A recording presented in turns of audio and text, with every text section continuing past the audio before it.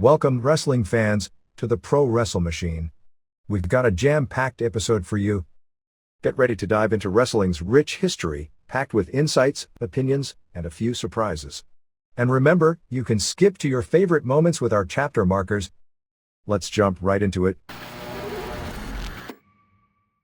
February 21, 2000 Wrestling Observer Newsletter. 1999 attendance numbers, WCW Turmoil, tons more. By Dave Meltzer. Wrestling Observer Newsletter. For the year, WWF increased attendance 20%. Monday Night Raw ratings for the year as an average increased from a 4.40 average in 1998 to a 6.04 average in 1999, a 37% increase.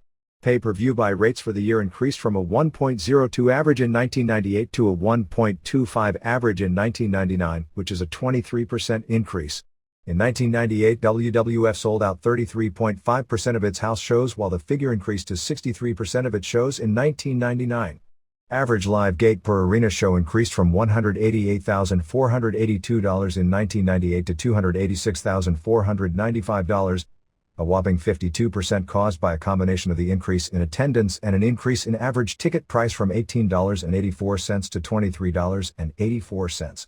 While there has been no slowdown in live event sales in reality, since WWF has traditionally drawn better January through March every year and this year was no exception, there was a noticeable drop in Monday night ratings in August, coinciding with the beginning of football season.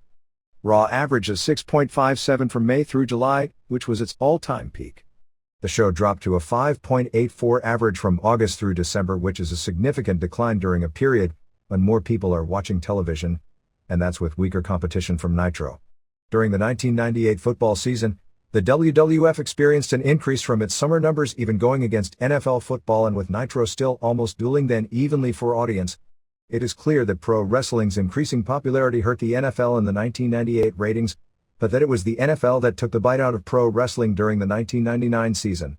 The Raw ratings will and have artificially increased in January by having the full second hour going unopposed.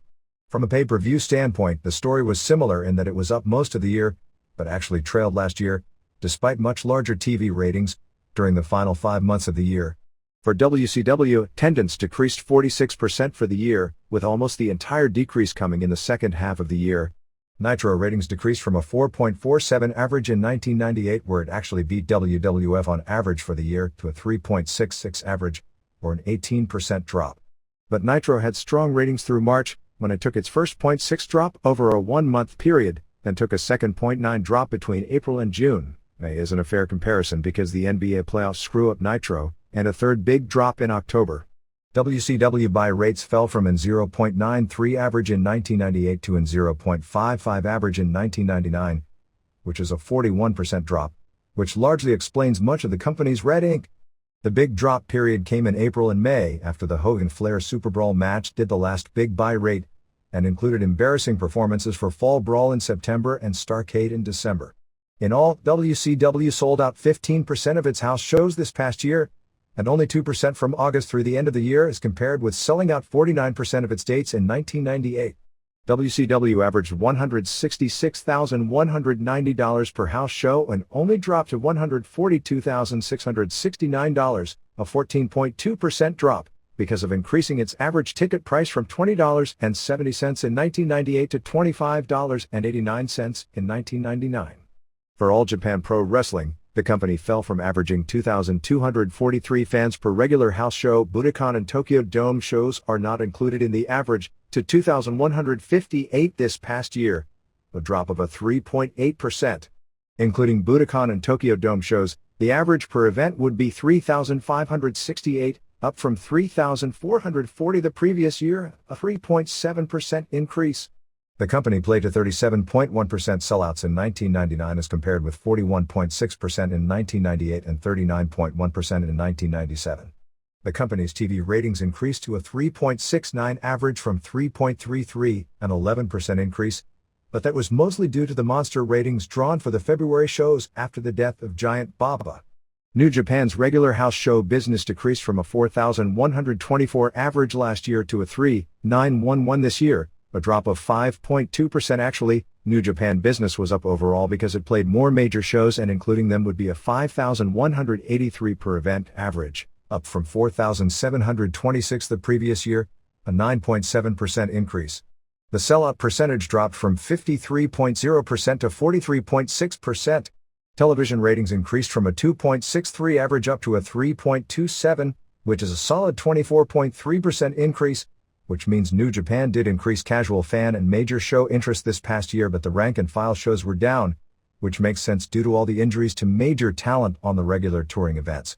In comparing the NFL's effect on the ratings over the past 2 seasons, we see a different story. Nitro averaged a 3.75 rating during the 4 months preceding football and a 3.18 rating against the NFL, a drop of 15.2%, while WWF dropped about 9.6% this season against the NFL. In 1998, it was a totally different story. Raw averaged a 4.66 rating in the months preceding football and a 4.74 against Monday Night Football, while Nitro averaged a 4.23 in the months preceding football and a 4.52 rating against football.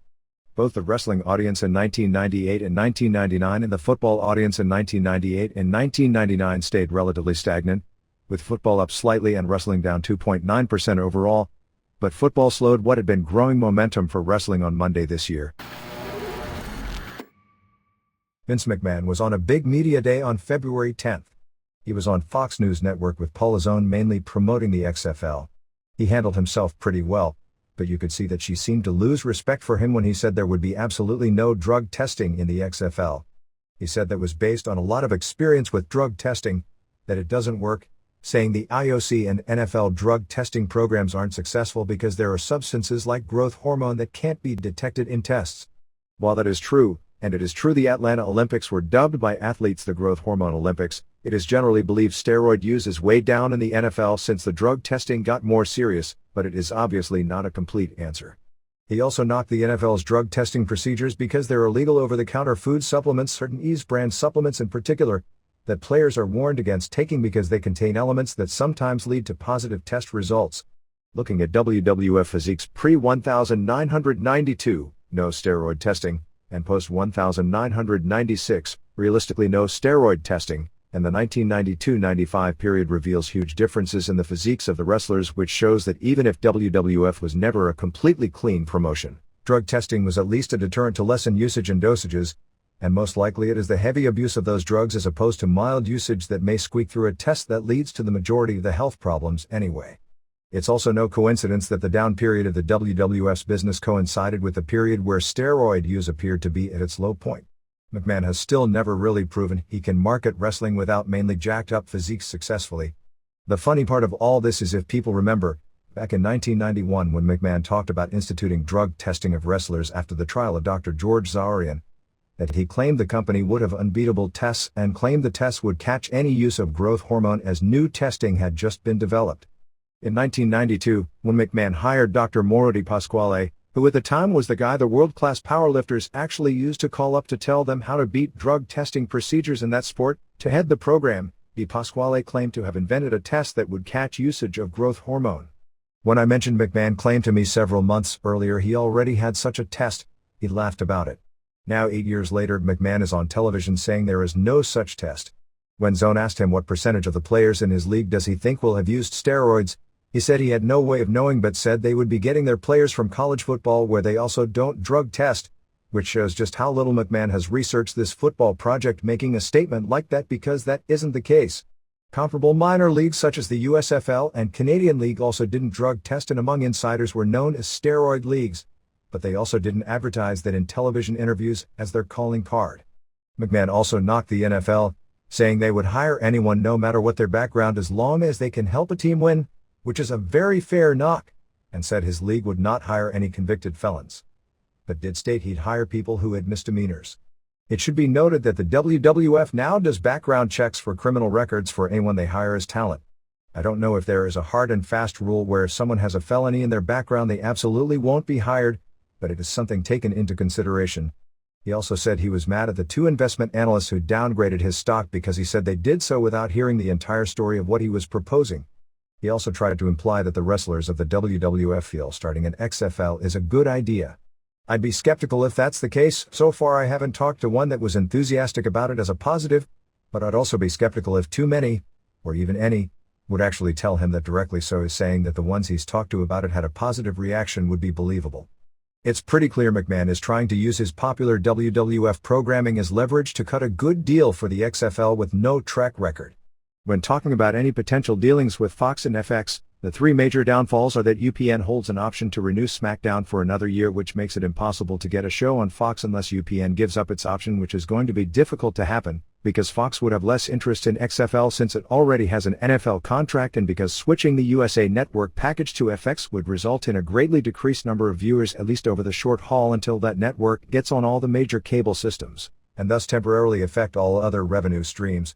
TNN has an arena football contract, but that league is in the midst of labor troubles, and TNN as a network would love to add highly rated WWF programming, and XFL could easily be taken as part of the package. However, being on low-rated TNN would greatly diminish the XFL's chances of success, plus it would be a major step down when it comes to cable audience from the USA Network, which is currently the #1 cable network in prime time. Logic would say UPN would take the chance on the XFL, since the network is trying to build around teenage male demos, which would be the XFL target audience, which guarantees it good promotion within the network, but hardly guarantees its success. The World League, with similar caliber players playing in traditional off-season, had an ABC contract and still failed hard and fast in this country. There are many NFL teams, which draw far more fans, have sweeter rent deals, better merchandising opportunities, and most of all, have umpteen times more guaranteed income from the huge three major network television contract and local market radio rights, that still lose money, and only partially because of larger percentage of revenue they pay for talent. Where owning an NFL team pays off for those franchises is not in the annual profit, but in the ability to sell the franchise at a continually inflating figure. If McMahon creates the league to sell off the franchises, that may work out to become a good investment, but the league is first going to have to prove itself. If McMahon is truly serious in the idea of his company owning all the teams, it will make it harder to make money. Nobody in wrestling we've talked with believes that is the case. Then again, many are also skeptical whether McMahon will be able to resist working the games to best get over marketable stars. The most amusing thing about the press conference was when McMahon was asked that very question and rolled his eyes like it was beneath his dignity to even be asked such a question when he spent his entire adult life working in an industry that does nothing but works its outcomes, and the only thing legit he ever promoted, the Brawl for All, was a total disaster, largely because it really was legit. While McMahon himself has made a rep as a promoter and is putting himself to the public as the guy who would be hands-on in charge of this venture, the real man running things is going to be Basil DeVito, who has a real sports background, mainly in horse racing, and whose strengths, according to those with experience working with him, are more as a good talker than as someone suited to run a major pro sports league. Ultimately, success or failure of the league as a whole depends on several things, one of which he has a great advantage in. With 1 year of television hype for the debut, curiosity will probably be strong at the start, but the product had better be ready. If the product is entertaining, ultimately, people will stay with it, and by product I don't mean the caliber of the players and the game, but more the overall atmosphere. If, after the Super Bowl and the college bowls, the general public has had enough football, which McMahon is counting on not to be the case, he could market it great, and a great marketer who produces a product the public doesn't want is not going to be successful.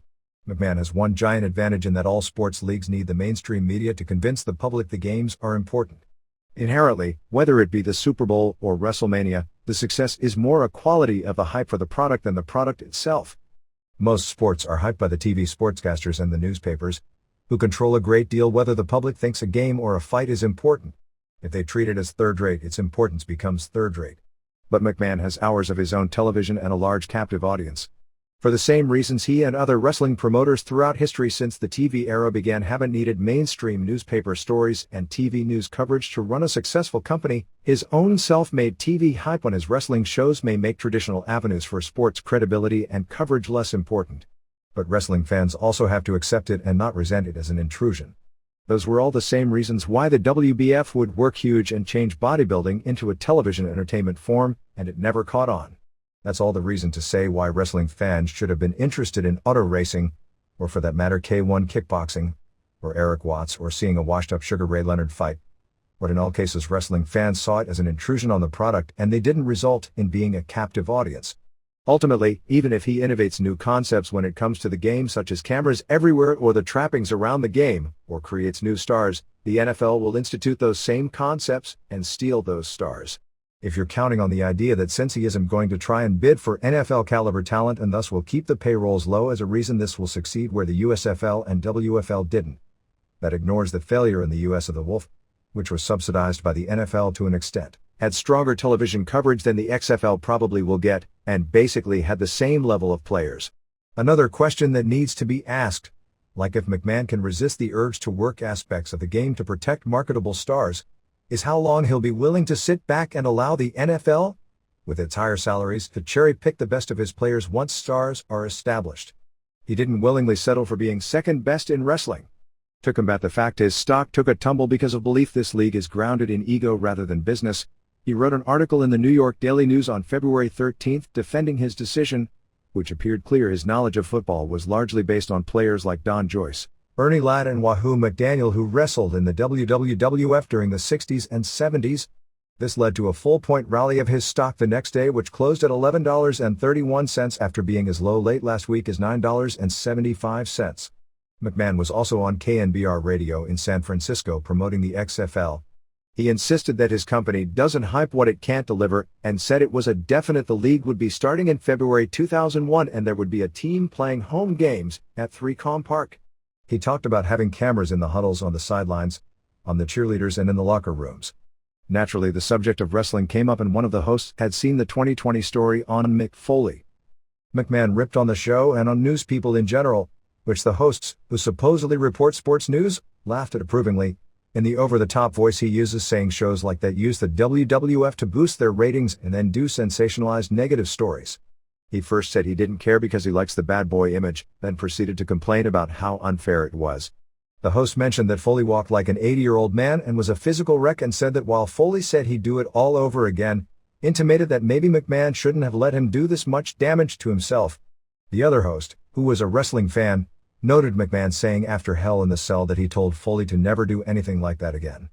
McMahon acted as if 2020 had been totally unfair and exaggerated the negatives in the piece and said that he himself sometimes forgets things and gets lost finding his way home. One of the hosts brought up it was Foley's own wife who made the strongest comments. McMahon then compared her on the 2020 interview to Robin Givens on the famous Mike Tyson interview years ago and said that Mick Foley would never let his wife do another interview. Actually, both Foley and his wife agreed it would be best to not put her in that position. Foley appeared to also be upset with the way the 2020 story came out, since he kind of made fun of the idea that his brain was going on Raw the following Monday. He's told people he felt they painted a darker picture of a deal with the devil type of story about him rather than painted a nice picture of him ending his career as a success and that he can retire at 34 on top and on his own terms after 15 years, and that most football players end their careers due to injuries and don't last 15 years. As it regards the upcoming pay-per-view, McMahon said that precautions have been taken and that Foley would not be able to hurt himself like he did the last time in the Hell in the Cell match. The WCW's Turmoil story only seems to get worse by the week, accentuated this week by changes in the situation with Terry Brunk, Sabu, the dark comedy revolving around Scott Hall, Chris Cluseritis, Canyon, asking for a release and the potential debut of Chris Candido and Tammy Sitch being delayed due to them not getting a release from their ECW contract. Brunk was originally scheduled to be a surprise debut for the February 14th Nitro show, but at this point it appears he won't even be coming in and his future in the US is temporarily in question. WCW was forced to drop all plans with him due to his contract with ECW, in particular the clause which calls for a filing both with Paul Heyman and with a court in Westchester County in any claim of a breach. WCW in a letter to Heyman said that they have no interest in buying out his contract. Heyman had indicated to many that he wasn't interested in using Brunk any longer, but with his own promotion devastated by injuries, that could change. The Hall story has gotten completely ridiculous. Hall, who, despite his track record, was being pushed for the main event on the February 20th pay-per-view show as a three-way title match with Sid Vicious and Jeff Jarrett, appeared while getting on the plane to Germany that he hadn't slept in days. He had reportedly told other wrestlers the same story, got sick on the plane going over and was in no condition to perform the first night of the tour. Still, he did wrestle, and as punishment, on February 11th in Hamburg was asked to put over David Finlay, which he did. He got wins over Finlay the next two nights, but his condition wasn't described as being much better. There were incidents every night at bars regarding Hall challenging people to fights and even throwing cake at his girlfriend and moaning to many wrestlers about the last breakup of his marriage. As he went to the airport to fly home with the rest of the crew, his condition has worsened to the point the authorities wouldn't allow him on the plane. Terry Taylor, who apparently had trouble with him all weekend, tried to intervene, but with no success, in getting the authorities to just allow him on the plane to fly to New York for Nitro. Because of his condition, he missed the Nitro show at the Nassau Coliseum, where he was supposed to be in a major angle to set up the three-way, which led to the booking of a Jarrett Vicious singles match on the show for the U.S. title and Jarrett winning. Hall did get back into the U.S. in time for the Thunder tapings the next night in Philadelphia. There are varying stories over exactly what happened due to these incidents taking place just as this issue was going to press. What is confirmed is that in front of the crowd, the show was held up for more than 30 minutes while they attempted to do the scripted Hall promo, which was supposed to end with Hall breaking a guitar over Jarrett's head. Hall apparently said something that he might break the guitar over Taylor's head, and was taken seriously enough that he was pulled from the angle. Eventually, Bill Bush made the call that they weren't going to allow Hall to do the promo due to his condition, and he left the building with Evan Courageous, and there were rumors going around that this would be the final straw. Terry Taylor instead took a guitar shot from Jarrett. Hall's future in the company was unclear, but he was out that night telling people that he hadn't showed up late and felt he had an ironclad contract but that he might be sat down again. The Sabu problems led to a second situation with Heyman and WCW over contracts signed by Condito and Sitch. Both have contracts with ECW, and Heyman has in various places claimed to have fired them. Neither has been paid by ECW for several months or been used, but they also have not filed a claim for a breach. Both were scheduled to debut for WCW on February 15th in Philadelphia, however that was delayed because Heyman failed to send them a contract release. Heyman said that their situation was that they were caught in the middle of a war between his company and WCW. While this was going on, locker room morale in WCW continued low in the wake of the return of Hulk Hogan after his comments about Billy Kidman not being able to main event a flea market wrestling show. Several mid-card types were upset by the remark, since it confirmed what everyone believed from the start. Kanyon, who has been friends with Kidman for years and was actually responsible for getting him into WCW, asked for his release from his contract on February 14, citing his own disappointment over not being pushed after 5 years with the company and in specific, the Hogan remarks, saying that they showed what the top stars really think of the rest of the guys in the company, and he claimed he'd be happier working a regular job during the weekend doing independent shows on weekend than making bigger money with no chance of upward mobility in WCW. Bill Bush is expected to make a decision whether or not to let him out of his contract by the end of the week, but he was offered a raise to stay. Due to the push Chris Benoit and company have received and the fact they have made a difference in WWF ratings when given the chance, something they were rarely put in the position to do with WCW, and when they were, that position was quickly taken away. There is more and more feeling of wanting to be where the action is. Harrison Norris, Hardbody Harrison, Bobby Walker, and Kazuo Ono, Sonny Ono, filed a racial discrimination lawsuit against WCW on February 11 in federal court in Atlanta. The lawsuit claims all three were forced to portray demeaning stereotypical roles as minorities in pro wrestling and not allowed to get roles reserved for white performers, and also claim white performers earn more money than their minority counterparts. One of the members of the legal team representing the wrestlers is former Georgia Attorney General Mike Bowers, who campaigned for governor in 1998, ironically enough, on ending affirmative action programs. Bowers accused Time Warner of hypocrisy for promoting racial stereotypes at the same time it could condemn the same practices, with the suspension of Atlanta Braves relief pitcher John Rocker for his comments in Sports Illustrated. The suit claims WCW violated federal racial discrimination laws, humiliated minority performers, and created a hostile work environment. The performers are also suing, claiming that wrestlers should receive the status of company employees and not independent contractor status, which would enable them to receive workmen's compensation benefits. Norris, who is claiming that he lost his job because he was black, is looking for his contract to be reinstated. The lawsuit also noted the company's racial policy because a white performer, Buff Bagwell, appeared in blackface to promote a match against a black performer, Ernest Miller. The lawsuit claims the promoters continue to push white wrestlers at the expense of minority wrestlers in the scripts, and that racial epithets are used and nasty racial jokes are posted at the WCW offices, according to exhibits in the lawsuit. The three have also prepared complaints to file with the EEOC office in Atlanta. There has been a long history, dating back to Claude Thunderbolt Patterson, who is Walker's uncle and is a well-known activist in Atlanta, going back to the 1970s, of complaints by black wrestlers that white promoters based in Atlanta and the entire wrestling establishment, because of the sensitivity of racial issues in that city, have been unfair to them. Settling of these issues in some cases have forced wrestlers to be pushed in for almost blackmail purposes of at times minority wrestlers getting and keeping jobs. Not that all of the complaints have not been without validity at various times, since this is an industry that has promoted based on racial stereotypes, and it was in many territories as late as the 70s and 80s, and in the case of the old AWA, actually never, when black wrestlers were allowed to win regional championships and even later the major world heavyweight titles. But this is a game that has been played in that city for more than 20 years.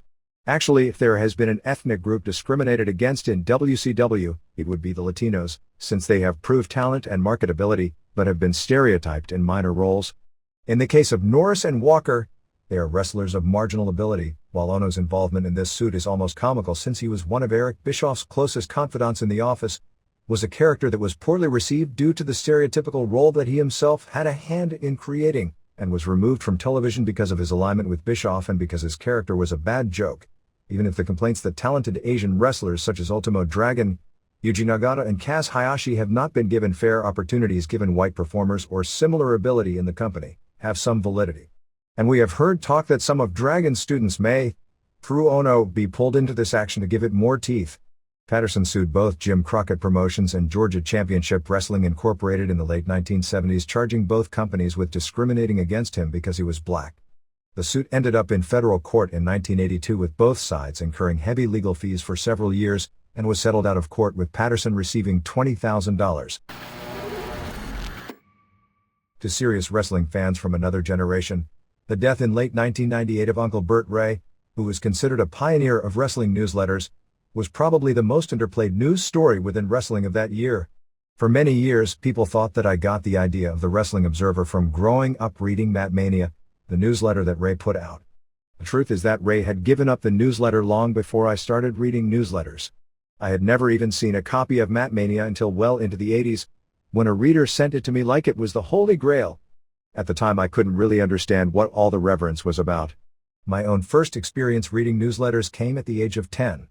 There were two newsletters that stood out, one called Wrestling Information Bulletin put out by Ron Dobritz, and the other was called Mat News put out by Mike Tenay and Steve Guireman, the latter of whom became a highly regarded sports writer in Southern California. The latter, as irony would have it, was actually printed at the wrestling office of the LaBelle promotion in Los Angeles. And it had what would be the beginnings of inside news and even some thought-provoking articles. It was the only newsletter at the time to say that the 1972 Bruno Sammartino vs. Pedro Morales Shea Stadium match of the century was a lengthy snooze fest, or to note that Sammartino, who was at the time probably the most popular wrestler in the country, was actually booed somewhat by the strongly nationalistic Puerto Rican contingent of fans. The local newspaper reports of the show at the time actually headlined with the shock of Sammartino being booed, but the wrestling magazines at the time didn't dare hint at that. In fact, some said the newspaper reports were inaccurate and that Sammartino wasn't booed by anyone. Every other source put it over as an all-time classic simply because of who was in it and because of how big a deal it was at the time.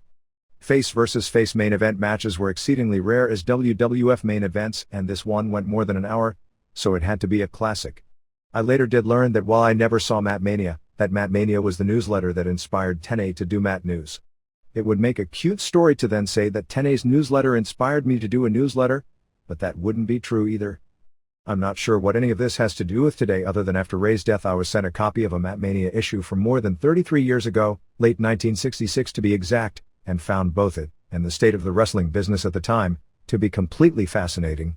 As journalism, I was disappointed in Matmania.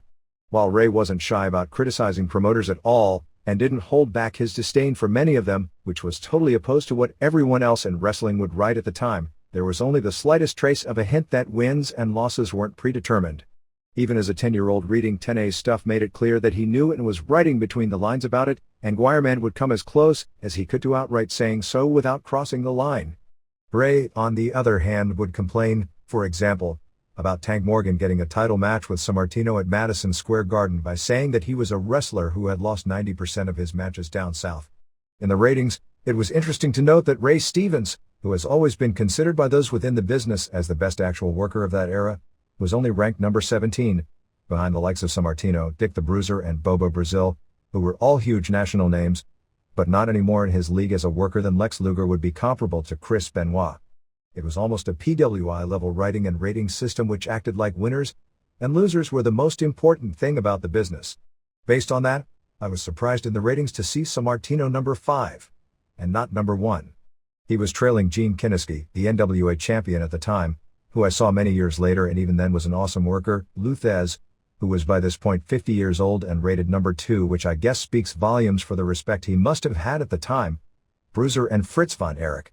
The newsletter was an amazing endeavor because of the amount of results it covered, and more importantly, how huge the business was at the time and how much it had to cover. When it comes to visibility as it pertains to merchandise and mainstream media coverage, pro wrestling has never been anywhere close to this level. I wasn't alive during its big popularity boom fueled by network television in the late 40s and early 50s, but sensing what that time was like with the advent of television, the fact there were only a half dozen stations in every market, and wrestling at its peak aired 4 times per week in primetime fare on the networks. Pro wrestling during that time frame had to be tons more mainstream than it could even dream of being today, just as when visiting Japan for the first time, when all 3 major companies had network exposure and were doing 15 to 20 ratings on Friday and Saturday night and the women were pulling 15s on Saturday afternoons, that represents far more of a mainstream following than a 6.5 rating on cable, even if tickets for live shows weren't as hot in that era as they are for the WWF today.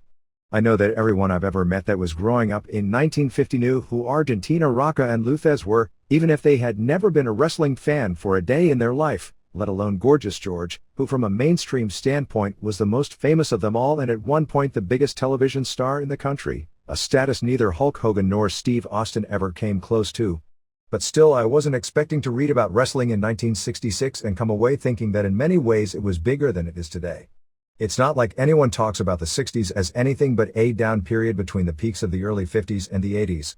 So here's few notes from one month in 1966 to show just what a down period it was for the wrestling industry. At that point in history, there were about 30 different full-time promotions that generally ran just about every night of the week in the United States and Canada. Many of those offices ran weekly shows in their major cities. More did than didn't.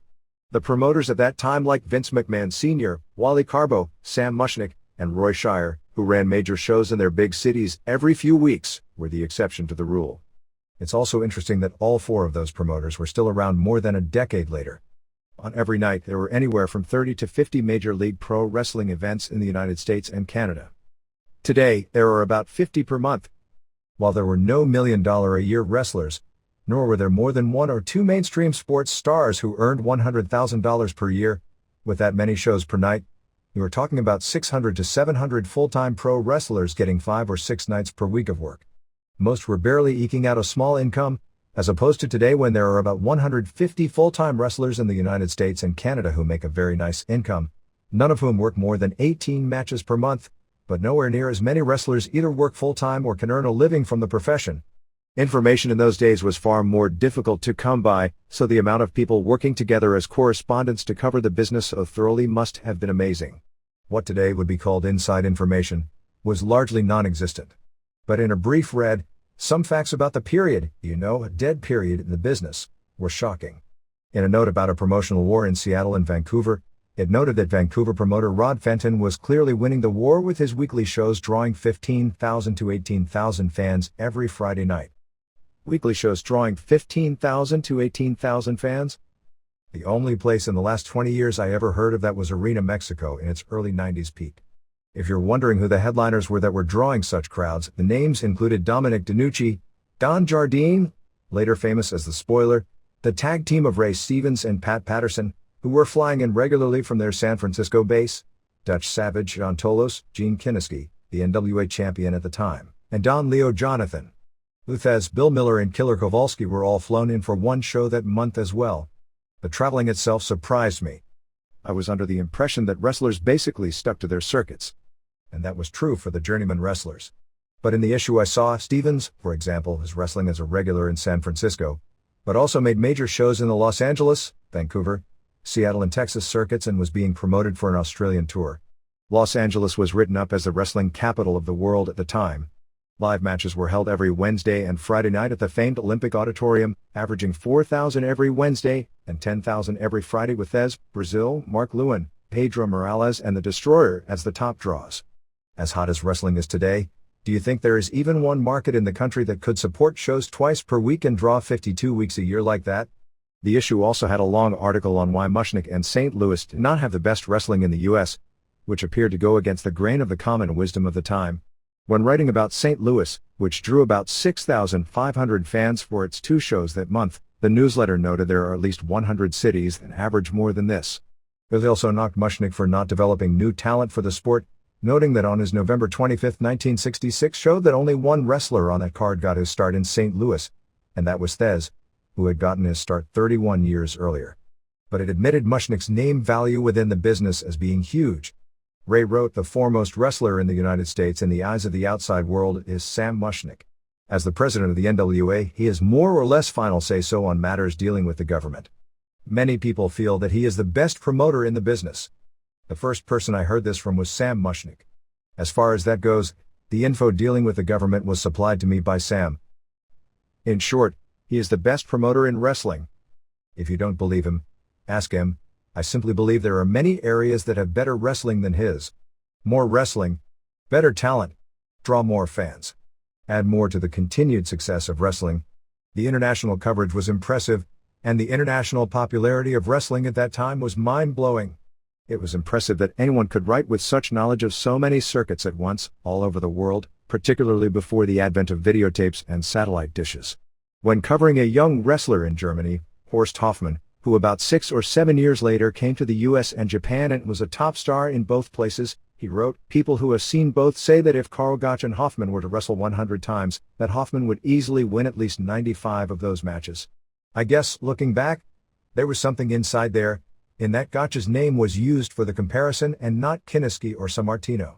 There were literally pages of news on wrestling in England, making a big deal about how it is not unusual in England for a 145-pound man to beat a 225-pound man. It said that Dale Martin Promotions in England, with 50 regular weekly cities, was by far the largest promotion in the world at the time. In covering France, which appeared to have a half-dozen shows per night at that point in time, as opposed to basically no known pro wrestling in that country at all nowadays, about the only thing that showed up in the results for that month were that both Frank Valois and Eddie Wykes, Edward Carpentier, were headliners there at the time. On a show in a place called Palais de la Mutualite, there was a 20-year-old wrestler in the mid-card named Gene Fair, who of course later became famous worldwide a decade later as Andre the Giant. On that very same card in the semi-main event was a British wrestler named Bill Robinson. New Zealand didn't have many familiar names to American fans as compared with Australia, but they mentioned a 760-pound man named King Kong, former Olympic Games wrestler Emil Chaya, who was a huge star in that part of the world for decades, but judging from a photo he appeared to be closer to 470 as he resembled a much fatter version of Vader. They did mention that Peter Maivia, the grandfather of The Rock, got his start wrestling in New Zealand wrestling as Peter Anderson. There was also coverage of wrestling in places like Japan, Korea, Lebanon, and Belgium, all of which appeared to have regular full-time promotions. Japan had 2 at the time and a third was about to open. Japan was where the business went in the other direction. None of these places has any full-time wrestling today. Japan now has 61 pro wrestling companies, although most so insignificant they fall below the radar. The newsletter didn't have a word about Mexico, but wrestling must have been huge there at the time since it was the heyday of people like El Santo and Blue Demon as movie stars, and Mil Mascaras would have been starting his career. And then we get to India and Pakistan. Ray wrote, "It is not unusual to have matches drawing anywhere from 50,000 to 100,000 fans." It talked about a wrestler named Bola Gladi who headlined 3 recent shows that drew more than 100,000 apiece. There was an article talking about British star Burt Asarati, who is both a legendary pro wrestler and also one of the strongest men in the world, proclaiming him as perhaps the greatest wrestler of the past 35 years. While Asarati certainly had a formidable reputation and legend in England, and was known by wrestlers in every corner of the world as being one of the toughest and most feared bullies that ever lived, like a real-life version of the Tank Abbott/Dick the Bruiser fantasy, the reason given for this is that Asarati suffered so few defeats during his career, which when it comes to pro wrestling, is hardly an indication of anything but yet another fantasy. Reflecting on all this, another reality set in. Wrestling has always had its ups and downs. Those circuits that we're talking about that were on fire in 1966, many of them were out of business only a few years later. I don't know if it's easier or harder to promote pro wrestling successfully today. It must be harder, because only a few can do it successfully. But for those who can, it is far easier, because there are so many different streams of revenue. It appeared that in the 60s there was so much more pro wrestling on a worldwide basis, with so many countries having their own individual circuits, not to mention more than 24 circuits domestically. Today Austria/Germany still has the OUTTRO circuit, which is barely surviving, even as compared with a few years ago. England has its club wrestling, although nothing compared to its peak period, which I suppose was in the 70s. Ditto Australia. France, Belgium, India, and Pakistan, with all those 100,000 crowds, and the stories of the same in the Middle East, none even have any form of regular pro wrestling today. Korea, the first country where the national wrestling hero became a famous senator, ended up being just another country that saw its full-time wrestling circuit go the way of the roller derby and the AWA. The only ratings question of the week was whether or not WCW Nitro would beat the Westminster Dog Show on the USA Network on February 14th. The answer was negative, and while many people are taking it as a joke, the Dog Show is a traditional huge ratings getter for USA, which is why Raw gets moved back because of it. Raw ended up doing a 4.32 rating, 4.56 first hour, 4.10 seconds hour, and 12.3 share in the 11 p.m. to 1 a.m. time slot. While the audience declined throughout the 2+ hours due to the slot, the share increased throughout, with the last 6 minutes doing a 17.2 share. The Rock vs. Benoit match, which started after midnight, still drew a 4.52 rating. Nitro drew a 3.64 rating, a horrible 3.07 first hour and a 3.96 seconds hour, with a 5.5 share, peaking with a 4.36 for the Flair vs. Hogan match. More bad news for WCW is that its top-pushed face and top-pushed heel on recent television, Vicious vs. Jarrett, pushed above Flair and Hogan as the main event, saw the rating for their match drop more than a full point from the Flair-Hogan rating against no other wrestling competition, doing a 3.34 rating for the main event. The USA Network's Westminster Dog Show did a 3.89 rating over the 3 hours and a 6.0 share. SmackDown on February 10th drew a 5.23 rating and 7.9 share against first-run network sweeps competition, making it the second highest rating in the show's history. The show 2 weeks ago against the State of the Union speech did better, but that was against easy competition. Thunder on February 9th did a 2.49 rating and 3.9 share. Weekend numbers for February 12th to 13th saw Livewire at 1.7, Superstars at 1.7, and Sunday Night Heat at 3.36. WCW Saturday Night was up to a 1.8. ECW on TNN showed an increase to a 1.14 rating and a 1.9 share, with growth in all 4 quarters, peaking with a 1.27 rating for the ending of Raven vs. Credible and the post-match with a Rhodes interview and attack of him. Roller Jam did in 0.60.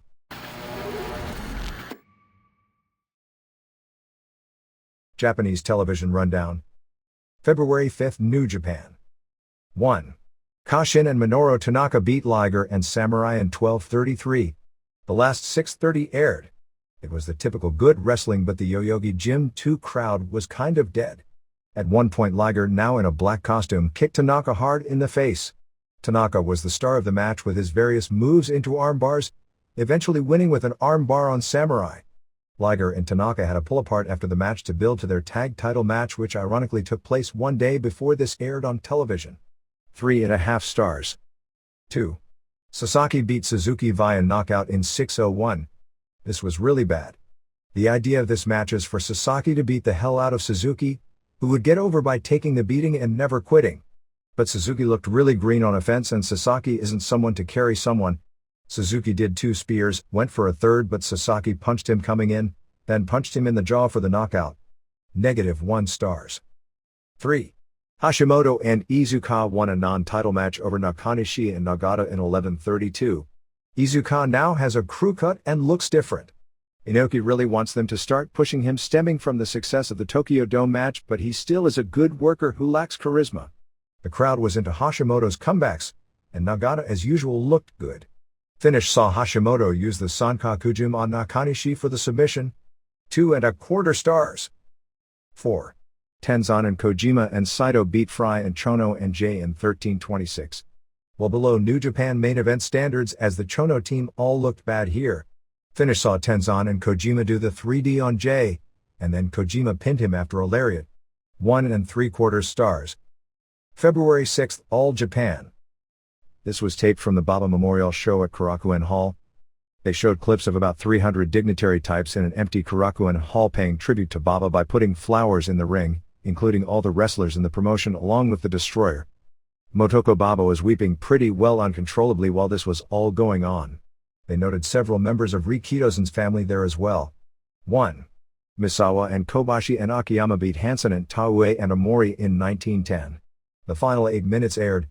The match kept moving, but it really looked like almost an old-timers match as Hansen is past done and Misawa and Taue seemed to be fading. Kobashi and Akiyama were the entire match. It's really sad when they reunited the All Japan Dream Trio and couldn't even get a good main event. It built up well at the end with Akiyama doing the exploder on Omori, followed by Misawa giving him a tiger driver and finally Kobashi pinned him after a lariat. 1 3/4 stars, 2. Kawada pinned Izumida in 10-12. The last 4:30 aired. It was mainly Kawada beating on Izumida, who didn't look good selling. Kawada's offense at least was good and the kicks were solid. Kawada scored the pin after a kick to the side of the head. 1.5 stars, 3. They showed clips of a Royal Rumble with Destroyer as ref. As with most All Japan Battle Royals, it looked terrible. They only aired about 2 minutes worth of a 29-38 match which ended when Monokia Mossman pinned Masafuchi.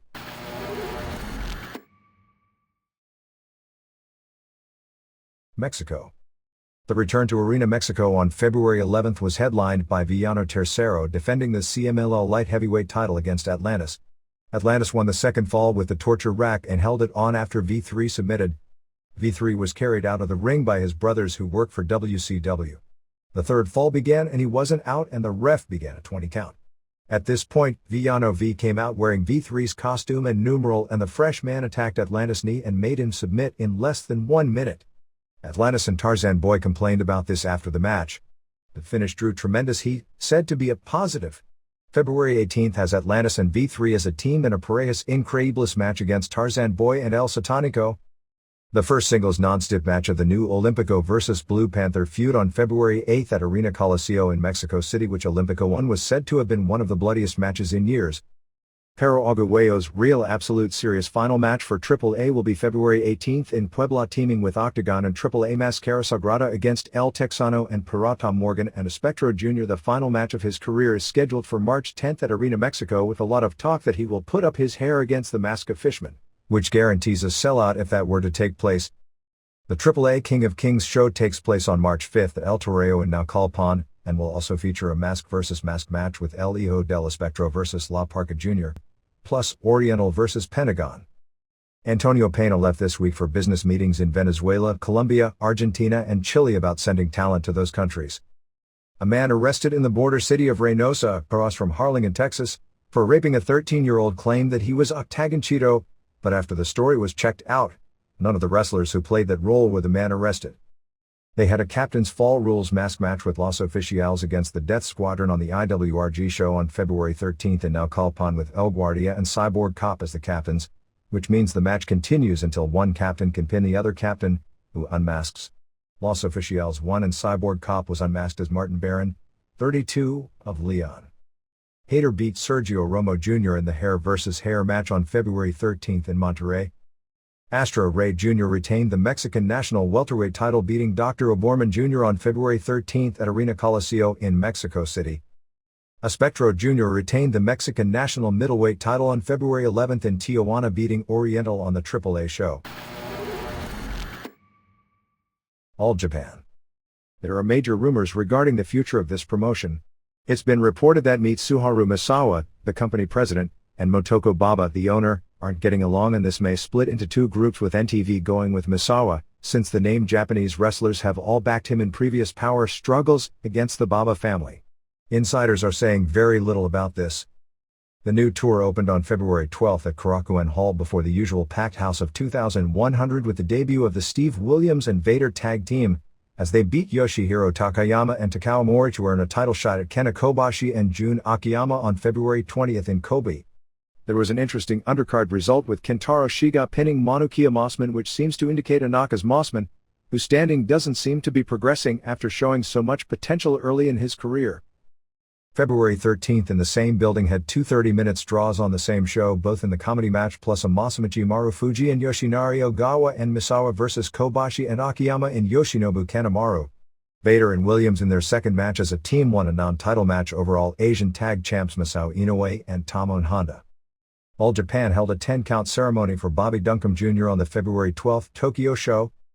Masahito Kakihara will be out this tour due to a neck injury while Satoru Asako is out after right knee surgery. Shigeo Okamura and Daisuke Ikeda will be working some underneath matches this month to pick up the slack.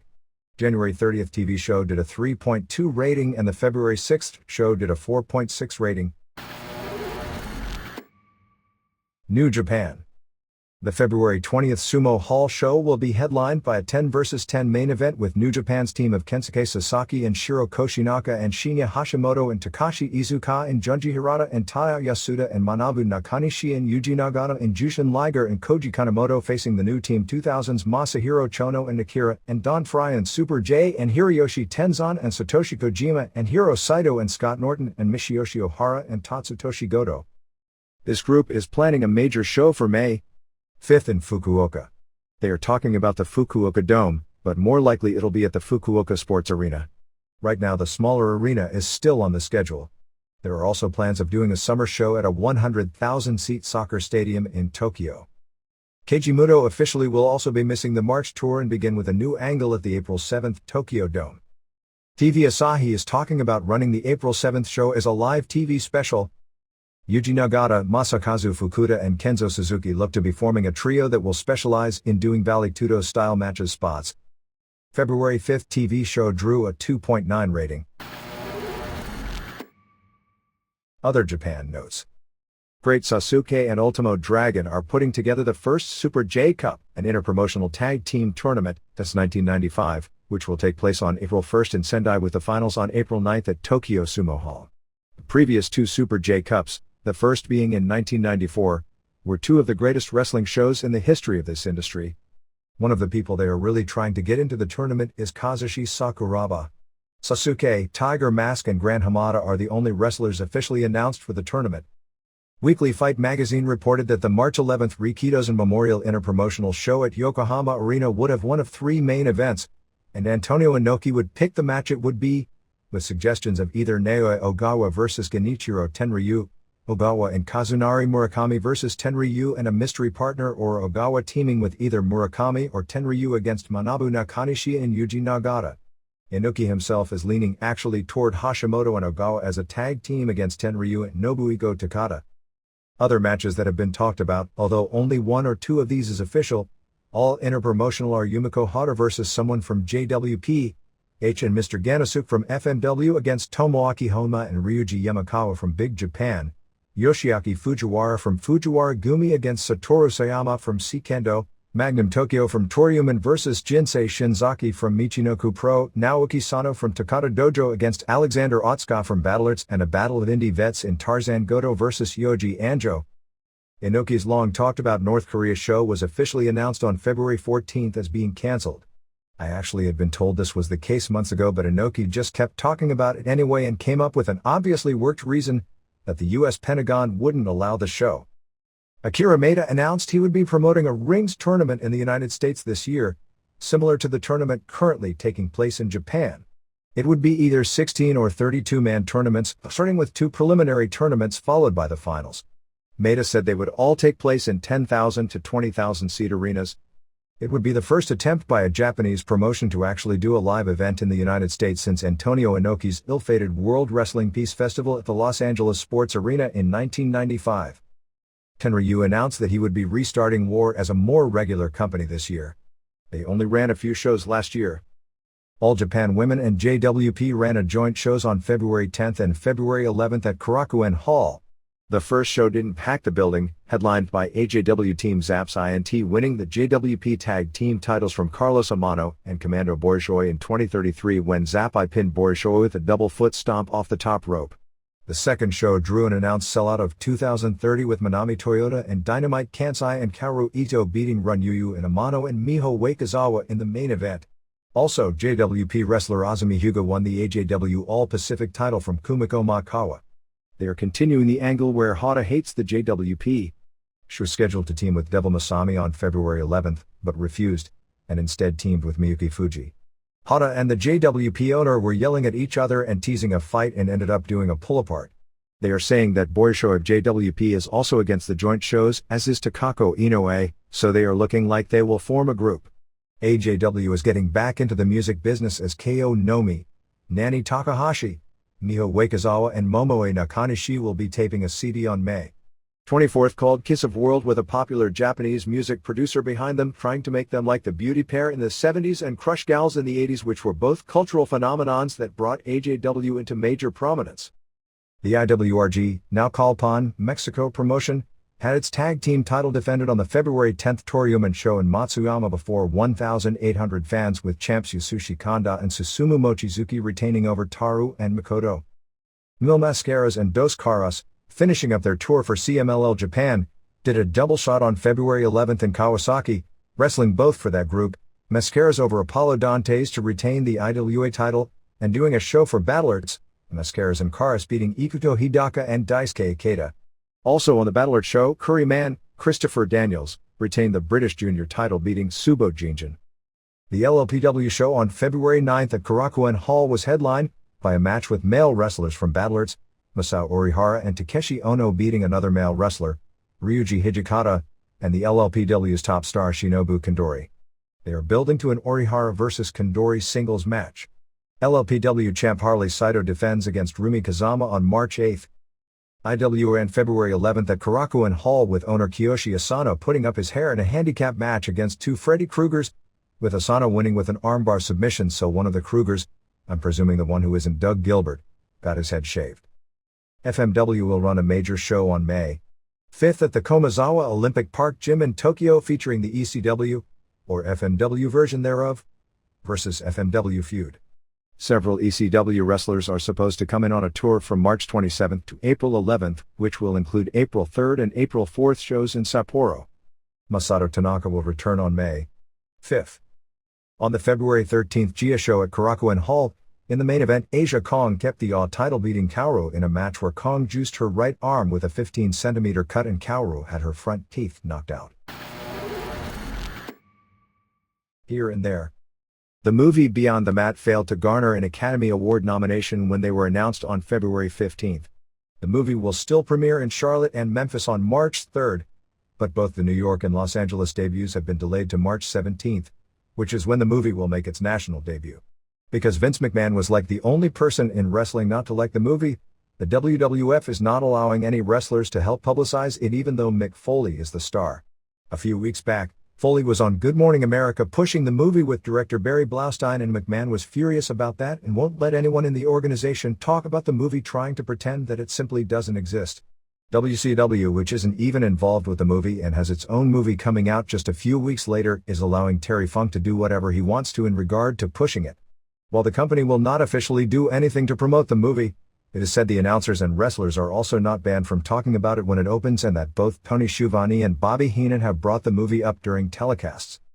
The Cauliflower Alley Club had its annual meeting on February 12th in Las Vegas. Among those in attendance were Luthez, Danny Hodge, Kurt Angle, Jim Cornette, Pat Patterson, Lord Alfred Hayes, Tex McKenzie, Dick Bayer, Pampero Firpo Larry, and Kurt Hennig, Johnny Powers, Ole Anderson, Gene, and Steve Stanley, Bob Roop, Killer Kowalski, Stan Kowalski, Ray Stern, and Johnny Rods. Luthez has retired as president of the CAC, and the new president is Red Bastian. Carly Colon, after only a few weeks as an active wrestler, has already won the Universal title from Ray Gonzalez on January 29th in Carolina, Puerto Rico. Among those scheduled for either this past weekend or this coming weekend for the WWC in Puerto Rico besides the regulars have included Rex King, Ram Man Johnny Evans, Alex G., Ruckus, Larry Hamilton, Muhammad Hossein, Lou Fabiano, and Ricky Fontaine. The headliners remain Carlos and Carly Colon feuding with the likes of Ray Gonzalez, Jim Steele, and Dutch Mantle. Lance Russell was back for the second Memphis Championship Wrestling TV taping in Tunica, Mississippi on February 9th. They had interviews with the Acolytes and Chris Jericho both on the show, with Jericho saying that as far as he's concerned, Curtis Hughes still works for him. Why they'd even want to remember that one is beyond me. Downtown Bruno said he was screwed out of the WWF Women's title and challenged any woman in the back. A woman named Xena then came out and beat him. Lawler was doing a promo concerning an upcoming match with Hunter Hearst Helmsley when Blade Bigelow interrupted him and had a big guy with him, who wrestled Lawler on TV, and the Kick-Ass guys attacked Lawler and put up a CAW banner. TV main event was Grandmaster Sexay over Hughes via DQ when Hughes first got the pin due to help from K-Crush, but then Gangsta Big, formerly Spellbinder, told the ref, who reversed the decision. On the Rival Power Pro show, which airs live on February 12, Robert Gibson and Tommy Rogers appeared. Derek King won the returning Young Guns title in a three-way over Alan Steele and Chris Michaels. They really push the kids are allowed at the PPW TV tapings, since Lawler's promotion runs at a casino, so nobody under 21 is allowed. Gibson did an interview and talked about the Rock and Roll Express. Dave Brown brought up the Fantastics, but Gibson ran them down. Rogers came out and said the Fantastics were the better team. They ended up in the ring with Rogers winning holding tights. IWA Mid-South is running its first major show on March 4th called Extreme Heaven, bringing in Christopher Daniels. Jim Kettner's annual Super 8 Junior Heavyweight Tournament, similar to a Japanese-style tournament and patterned after the J-Cup, will take place on February 26th in Wilmington, Delaware. This year's Super 8 are Christopher Daniels, Chad Collier, Michinoku Pro, Shark Boy, Vic Capri, Scoot Andrews, Trent Acid, Jet Jaguar, and Jeff Peterson. It's the fourth annual tournament, and among those who competed in the previous three have been Billy Kidman, Crowbar, Scotty 2 Hotty, Steve Bradley, Reckless Youth, and Matt and Jeff Hardy. Headhunter number 1 is out of action with fluid in the lungs. Jack Cusick, who wrestled as midget wrestler Irish Jackie from 1950 to 1969, passed away on February 8 at the age of 69, suffering 7 massive heart attacks that day while eating breakfast at a Bob Evans restaurant in his hometown of Flint, Michigan. Indie wrestler Chip Fairway was injured in an auto accident on February 9, swerving to avoid a deer and being thrown from his vehicle into a creek. He didn't suffer any broken bones but will be out of action for a little while. The Nashville local wrestling war between the NWA Group and the Main Event promotion is over. The NWA Group, which had been running at a larger arena, returned to the fairgrounds as part of the deal and got the Main Event TV time slot, and as part of the deal, Riggins and Stephen Dunn came back to work for Burt Prentice as a heel tag team known as Main Event. Prentice on TV did an angle where he claimed he was the owner of the Main Event promotion from the beginning, double dipping, and is now the heel manager for Riggins and Dunn. Chris Champion also jumped over. This is the group WCW is sending developmental talent to, including Sonny Siaki as GQ, Kid Romeo, and Mike Sanders. Chuck Palumbo with Mona as his manager. Chris Harris and Alan Funk will be on the February 19th show. Pennsylvania Championship Wrestling is beginning a series of shows in Leesport, Pennsylvania at the Family Grand Prix and Fun Center that will be held the final Wednesday of every month, billing it as the family alternative to Thunder with all seats priced at $5. Harry White, fresh off a stint on the Jerry Springer Show, actually got married as part of the Cauliflower Alley Club weekend in Las Vegas. White described it as a lumberjack wedding that he was surrounded by wrestlers who were going to throw him back in if he left. The great Mephisto Frankie Kane walked the bride down the aisle. The minister read the vows out of a WOW magazine. Expect a story in there in a few months. Best wishes and a speedy recovery to longtime correspondent Bill Needham, recovering from having part of his leg amputated. He was still doing ring announcing for the Tennessee Mountain Wrestling shows over the weekend from his wheelchair. NWA Jersey makes its formal debut as an NWA promotion on February 19th in Barnegat, New Jersey at Russell Brackman School with Tammy Sitch, Chris Condito, King Kong Bundy, The Patriot, Tom Brandy, Nikolai Volkov, and Tommy Cairo booked. MMA. The bracketing for the May 1st finals of the DSE tournament is, with the bracket in this order: Mark Kerr vs. Kazuyuki Fujita, Mark Coleman vs. Akira Shoji, Gary Goodridge vs. Igor Vovchanchyn, and Kazushi Sakuraba vs. Hoist Gracie. Antonio Inoki was really wanting to get Fujita into the first round match with Gracie. The feeling is that Gracie is the weakest of the 8, but beating him by a Japanese fighter would make the guy an immediate name. Barring upsets, this looks to be Coleman vs. Kerr in the semis, which will probably turn into mainly a wrestling match. The other side looks to be Vovchanchyn vs. Sakuraba, which Sakuraba is probably giving up too much weight for, but he does have a chance. Coleman may win this thing. In a mild upset, 21-year-old Josh Bennett of Kirkland, Washington defeated 41-year-old Dan Severn with an armbar in the 4th round to win the main event of a show on February 8 in Honolulu, Hawaii. It was only the 4th MMA loss in Severn's long career, previous being to Hoist Gracie, Ken Shamrock, and Mark Coleman, and first time he was ever armbarred. Reports are that Severn won the early rounds with several takedowns, but tired as the match went on, and it was able to mount him in the 4th round before the armbar. Ken Shamrock said on Eddie Goldman's No Holds Barred show on Ayata.com, which precedes my show on the same station, that he has yet to hear from anyone in Japan about Nobuhiko Takada being his opponent for the May 1st Tokyo Dome show. Takada on February 11 said that he didn't want to fight in Pride any longer and wouldn't face Shamrock. Shamrock said he'd be disappointed if he were to face Takada, but if that's the match the promoters there wanted to make, then it would be the match he would do. Koichi Kawasaki, who was the infamous man in the middle who made the agreement with Mesger and Shamrock about it being a one-round only fight, only to have that agreement disappear after the 15 minutes ended, is no longer with the organization, although it was said this was not the reason for his being dumped. UFC schedule for the remainder of the year are shows on March 10th, April 7th. This show at this point is scheduled for Japan with matchup of Tito Ortiz against either Eugene Jackson, Yoji Anjo or Kenichi Yamamoto, but this is the same day as the New Japan Tokyo Dome show, which may in some form affect this show. May 19th, July 14th, September 15th, and November 10th. Another match added to the March 10th UFC show is Vladimir Matyushenko, a very good wrestler, who has only one MMA loss and numerous impressive wins, facing Lance Gibson, who is said to be a good striker. The annual Abu Dhabi submission tournament takes place March 1st to March 3rd, which is traditionally loaded with big-name fighters. Pancrase is expected to be announcing sometime this week they have taken a better money offer and switching from Sky Perfect TV to DirecTV in Japan as a home for their pay-per-view events. The idea is that Pancrase will run fewer shows this year, but every show will air on pay-per-view. DirecTV, which already does the FMW shows and will do the May 26th Coliseum 2000 show with the Hickson Gracie vs. Masakatsu Funaki main event, has a much smaller universe than Sky Perfect, which does DSE, ECW, and WCW. Boss Rutten blew out his knee and isn't expected to be fighting for some time.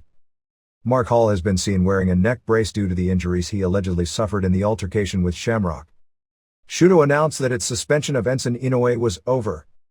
K1's next show is March 19th at the Yokohama Arena, headlined by Andy Hug vs. Musashi. Hug, who is in his mid-30s, is probably seeing his time in the ring is winding down and is trying to make a transition to action movie star, and he does have the look. Kenji Kusatsu, whose father was a pro wrestler in the 70s under the name The Great Kusatsu, makes his debut on the show and will probably be billed in K1 as Great Kusatsu Jr. ECW. Rob Van Dam did a media press conference along with David Schwartz of TNN and Joey Styles. Van Dam has a 3-inch crack in his fibula as well as a broken ankle joint. It is estimated 12 weeks before he can return to the ring. Van Dam said he had just signed a 5-year contract with the promotion and an official announcement would be made. They said there have been talks of doing ECW specials on TNN, nothing official. When asked about rumors of a WWF/CBS deal which would result in the USA Network package going to TNN and how that would potentially affect ECW, Schwartz said no comment. There have been a lot of rumors flying around this past week of a tournament for the TV title on the March 12th pay-per-view in Danbury, Connecticut, but that isn't official. The most likely main event seems to be a 3-way with Awesome Tanaka and Spike Dudley. ECW on its MSG Network show promoted like crazy the releasing of the ECW video game on February 15th with an appearance of Van Dam and Dreamer at Software Incorporated in New York, which drew a reported 2,000 fans. House shows this past weekend were both non-TV tapings at nightclubs in Washington, D.C. and Norfolk, Virginia, which drew packed houses of 1,000 and 1,300 respectively. This coming week's TNN show will be a second-hour tape from Tallahassee, Florida, and said to have an even better Crazy vs. Tao match than the previous one. Apparently the next time in Washington they are going to move to the old DC Armory. The shows were said to have been well below par for ECW, particularly for the fans because the sight lines in the buildings were bad. In Norfolk, the ceiling was so low the wrestlers couldn't even come off the top rope in 3 of the 4 corners, and a lot of the usual high spots were impossible. In DC, there was almost a riot at one point as a huge fan was causing a disturbance, and due to the size of him, security had a very difficult time with him and didn't even try to kick him out of the building. Another fan hit both Corino and Rhino.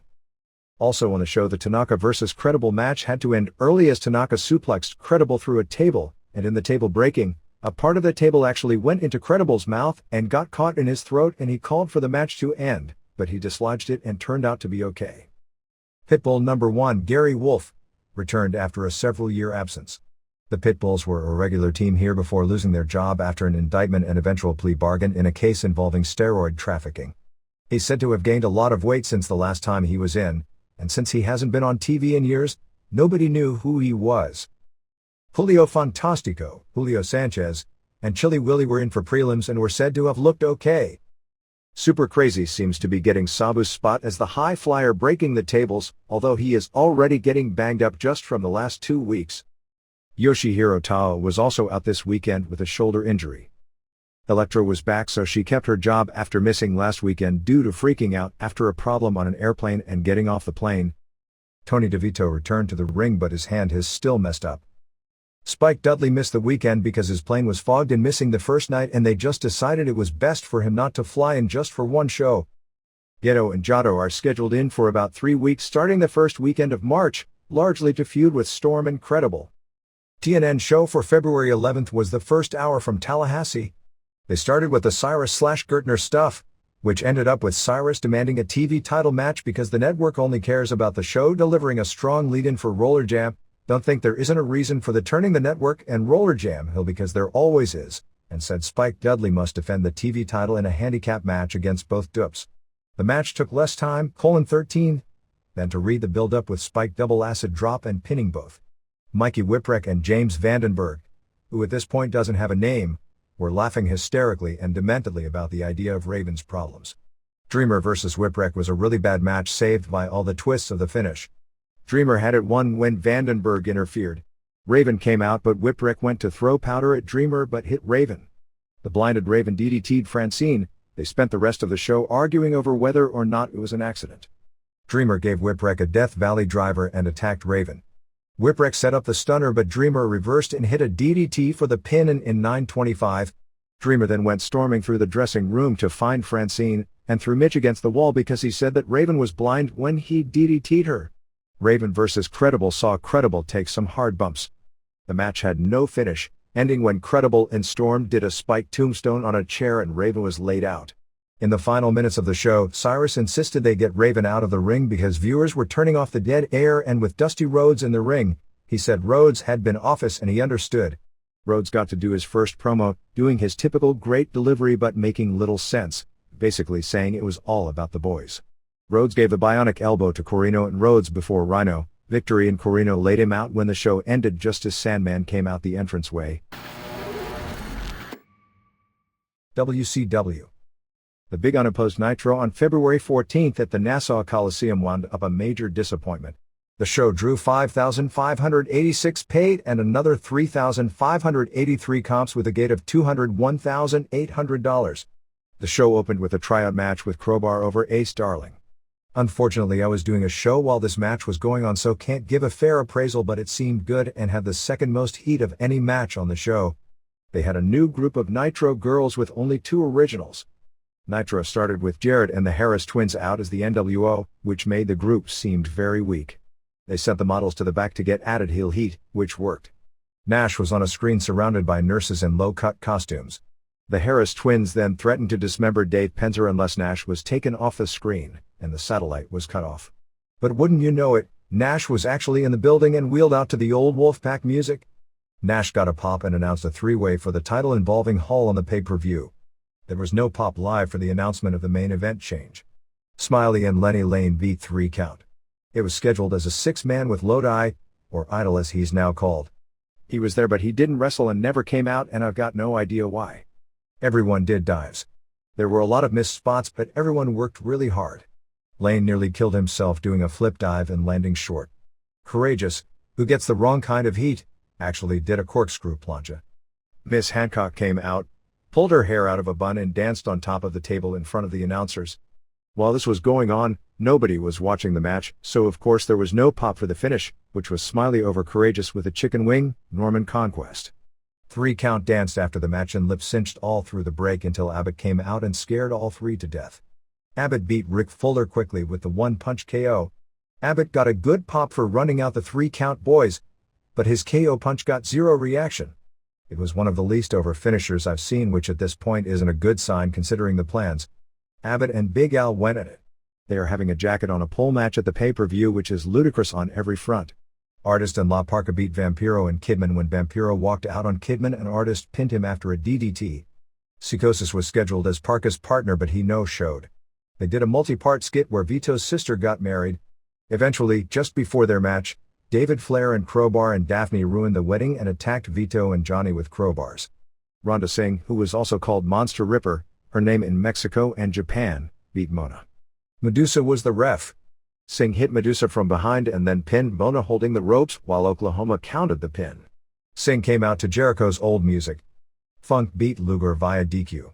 At the age of 55, after wrestling the previous 3 nights in Germany, Funk couldn't carry Luger.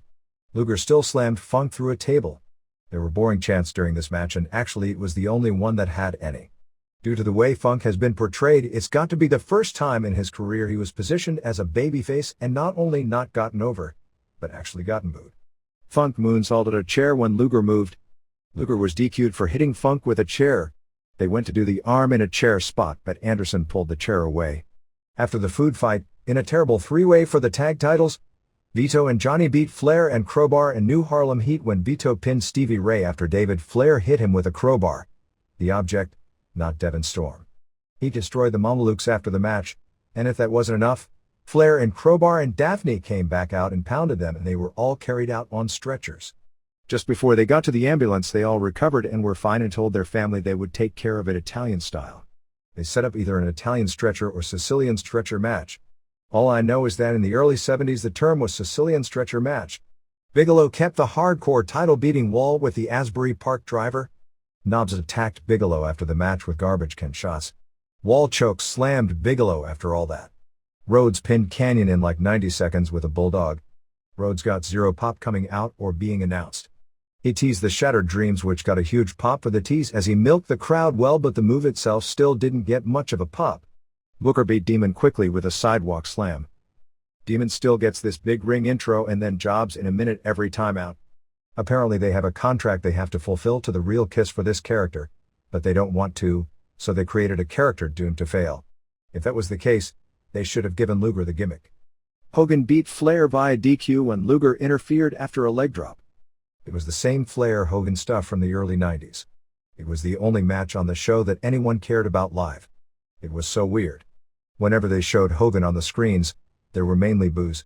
Then when Hogan came out, he got a pop that was only slightly below an Austin pop. Nobody booed Flair, but Hogan's cheers were much louder than Flair's. Flair made the match and looked great for his age.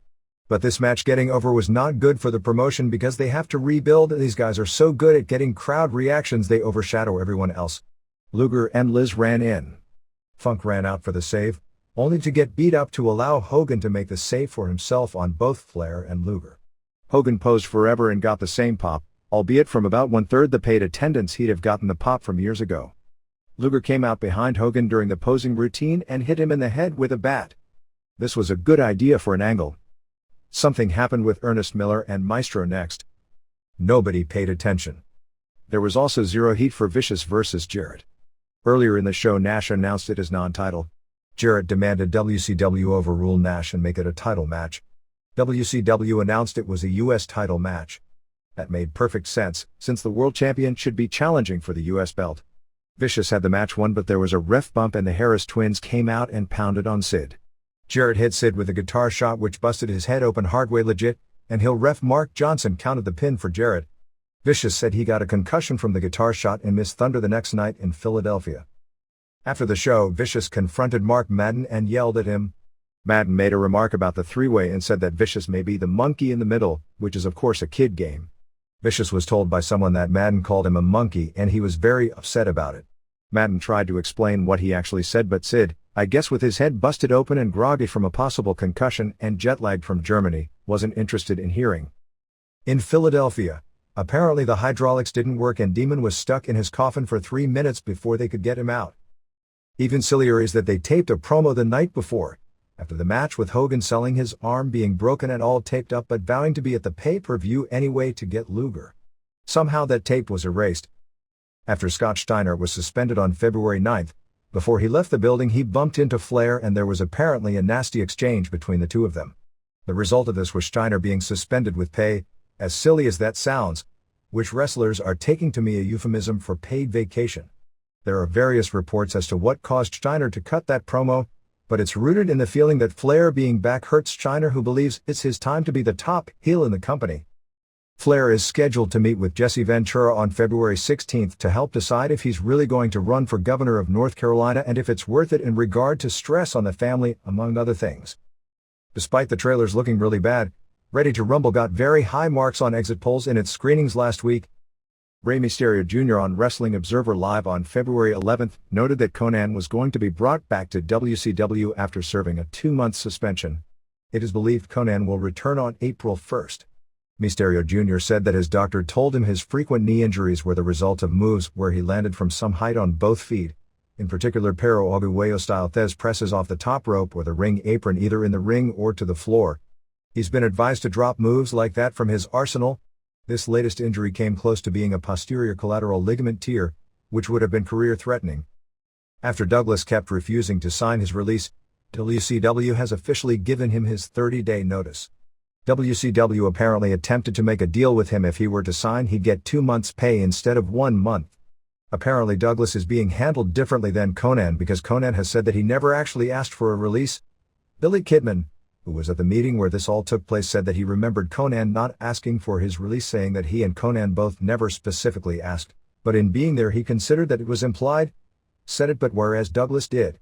Douglas on the internet is threatening legal action against WCW. Kidman, on Wrestling Observer Live on February 14th, when talking about that situation, said that what happened with him is that he basically lost contact with Benoit, Malenko, Saturn and Guerrero, and said that was the major reason why he stayed, and still questioned whether that was the best move. He noted that he was promised a program with Jarrett, but when Hart was taken out of the picture, Jarrett was moved up and it ended up being another proposed program with a top guy that never materialized. Juventud Guerrera is expected back in 3 weeks. Duggan threw a major fit backstage at the Nitro in New York.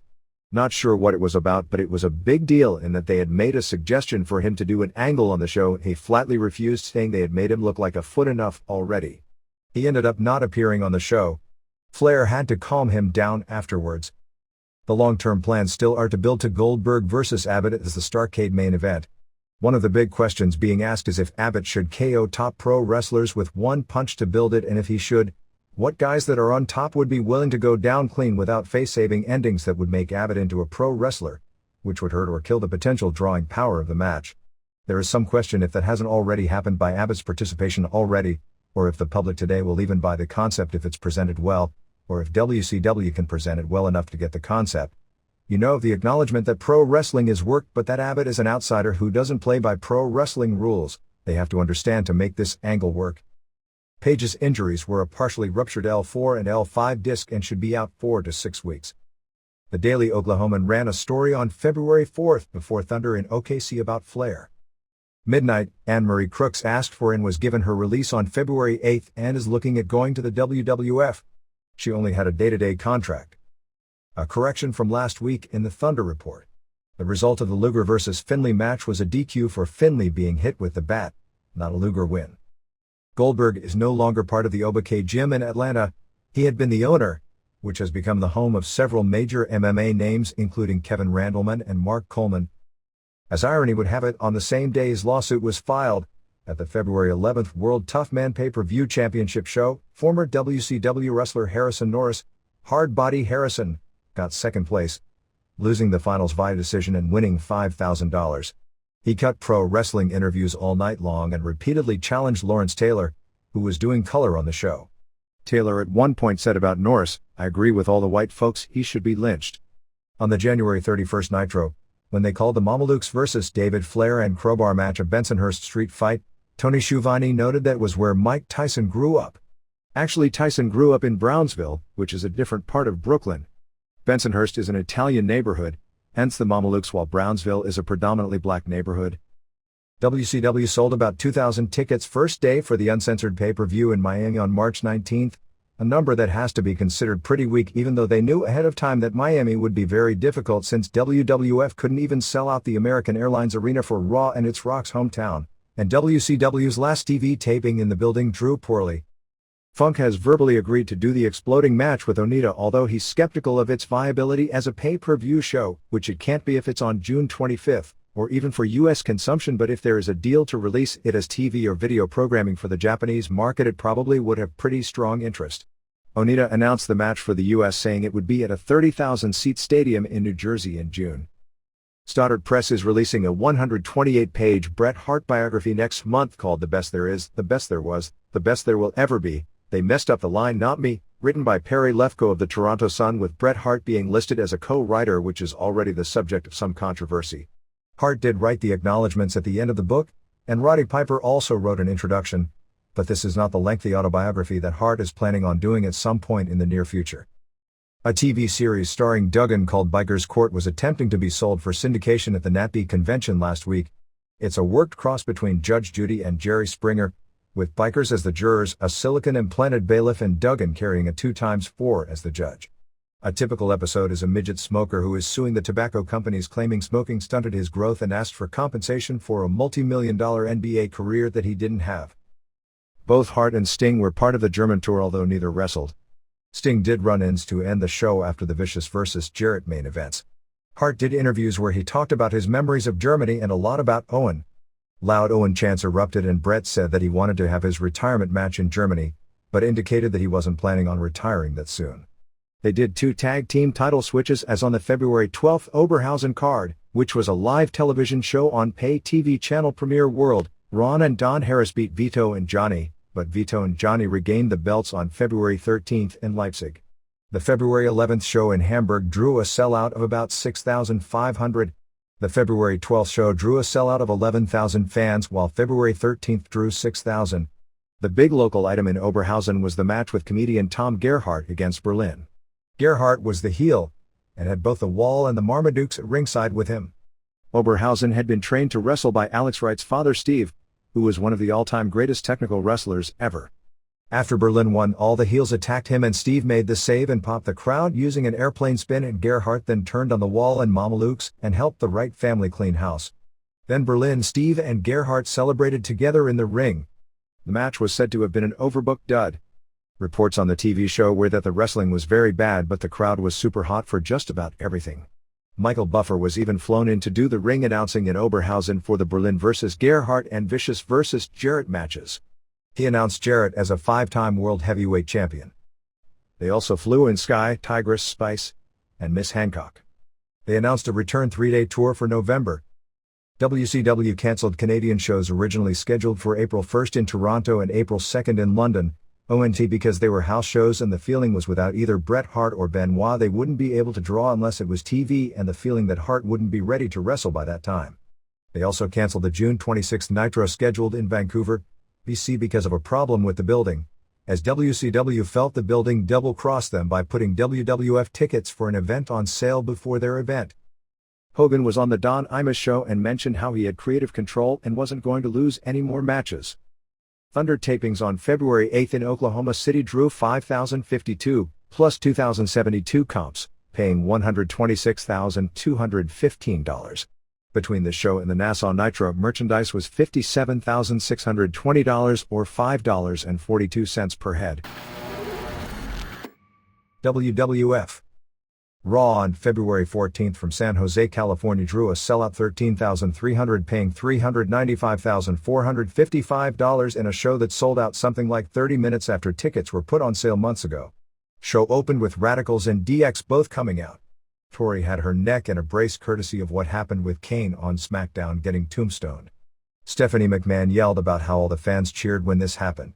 They set up an announcement of X-Pac vs. Kane in a no-holds-barred match for the February 27th pay-per-view. X-Pac didn't seem happy his buddy Hunter was doing this to him again. Too cool? Rikishi, Kane, and Rock all ended up cleaning house. Devon Dudley won a 3-way over Edge and Jeff Hardy in a pretty good match, which through the stipulations leads to Outlaws vs. Dudleys on the pay-per-view in the tag title match. Since it was Valentine's Day, the show built around several skits with Henry and Mae Young, including Young wearing edible panties as her Valentine's Day gift for Henry. Road Dogg pinned Grandmaster Sexay clean with a pump handle slam. Godfather and Brown beat Blackman and Snow when Blackman was distracted by Snow trying to pick up the hose. They teased dissension between the two. Angle and Jericho had a pull-apart brawl with Angle ripping on Chyna, who DDT's Angle on the floor, although the camera missed this and Jericho and Chyna left together. Benoit pinned Rock with a German suplex after Big Show Pie faced Rock. The Radicals all left Rock laying, including Benoit delivering a diving headbutt after the match. Scotty 2 Hottie beat Gunn due to Grandmaster interfering. Outlaws laid out Too Cool after the match. S.C. Rios, the new WWF light heavyweight champ, which is the new name for Papi Chulo, with manager Lita, Amy Dumas, formerly Miss Congeniality and ECW, beat Crash Holly. Crowd didn't react to this except when Lita did some moves. She did a killer Hurricane Rana outside the ring, which due to my being in New York at a hotel which didn't get USA Network, was just about the only thing I saw on the show. Bob Holly ripped on Crash and then challenged Taz. Taz beat Bob via DQ when Crash interfered, and Taz laid out Crash after. Rikishi beat Saturn and Malenko via DQ when Guerrero interfered and hit Rikishi with a pipe. Main saw Kane beat Triple H and Big Show. Since it was no DQ, X-Pac interfered freely, which brought out Rock and Cactus Jack. Finish saw Rock hit Show with a chair and Kane pinned Show after a choke slam. After the TV ended Too Cool, Rikishi and Cactus Jack all danced in the ring to an overwhelming pop. SmackDown on February 8 from Austin, Texas was a very different show. It consisted of more of a WCW format, 10 wrestling matches, with the matches generally lasting longer than WWF television matches do, with no lengthy interviews or angles.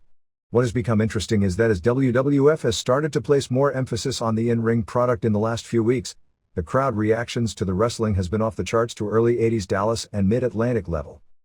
Just as recently as 2 months ago, on WWF TV matches with good action, the crowd, unless it was Rock involved, remember all those dead crowd for Triple H TV main events? Generally died the minute the match started, waiting for the next angle. Most of the wrestling was pretty good as well. Papi Chulo pinned Gilbert in a match taped for Sunday Night Heat to win the light heavyweight title, which they are reinstating. Angle pinned Venus Clean to win the European title in 3:13 in a good TV match. Saturn beat Grandmaster Sexay with the rings of Saturn, although Sexay's legs were in the ropes at 7:14. It was a long match and the crowd pops for the near falls was amazing considering Saturn is a newcomer and Sexay has never been pushed as anything more than prelim comedy. Edge and Christian beat the Dudleys in 5:10 when Christian pinned Devon with a sunset flip off the top rope. Bubba had faked a knee injury so Devon was 1-on-2. When the EMTs came, Bubba grabbed BB and ended up power bombing her through a table. He protected her totally on the bump. BB laying on her back is the tallest person in wrestling, except maybe for Dusty Rhodes. Malenko beat Scotty 2 Hottie with a cloverleaf in 4:42 when Guerrero shoved Scotty off the top rope. Another good match. Rock and Cactus beat Outlaws in 6:55 when Cactus pinned Dog after a piledriver. Gunn looked tons better than he has in a long time. Maybe in his entire life. This match had super heat. Luna and Gangrel beat Jacqueline and Prince Albert when Luna pinned Jacqueline after a DDT in 55. Rikishi beat Benoit in 4:07 when Saturn, Malenko and Guerrero interfered and Too Cool made the save and everyone danced when it was over. Rikishi gave Benoit the entire match until he missed the diving headbutt. The action was really good. Blackman and Snow beat Hardys in 5:03 when the Dudleys distracted Hardys and Head Cheese used the old demolition finisher and Snow pinned Jeff. They later announced that Jeff suffered a cut near his eye and Matt suffered a separated shoulder in the match. Jericho, with one hand tied behind his back, fought both Hollies in a handicap match. The Acolytes came out and destroyed the Hollies, allowing Jericho to pin Crash in 1:10. Finally, Kane beat Triple H and X-Pac in a handicap match at 5:30. Super hot match with Kane cleaning house on both. Stephanie gave Triple H a chair and he used it, but Kane no-sold it. But they called the DQ. Kane laid out both afterwards as well as a few refs and teased Kane choke slamming Tori forever. When he let her go, the place booed, and then he tombstoned her for a nuclear pop. It has definitely turned into an ECW audience that really gets into the violence against women, whether its storyline deserved Tori or not.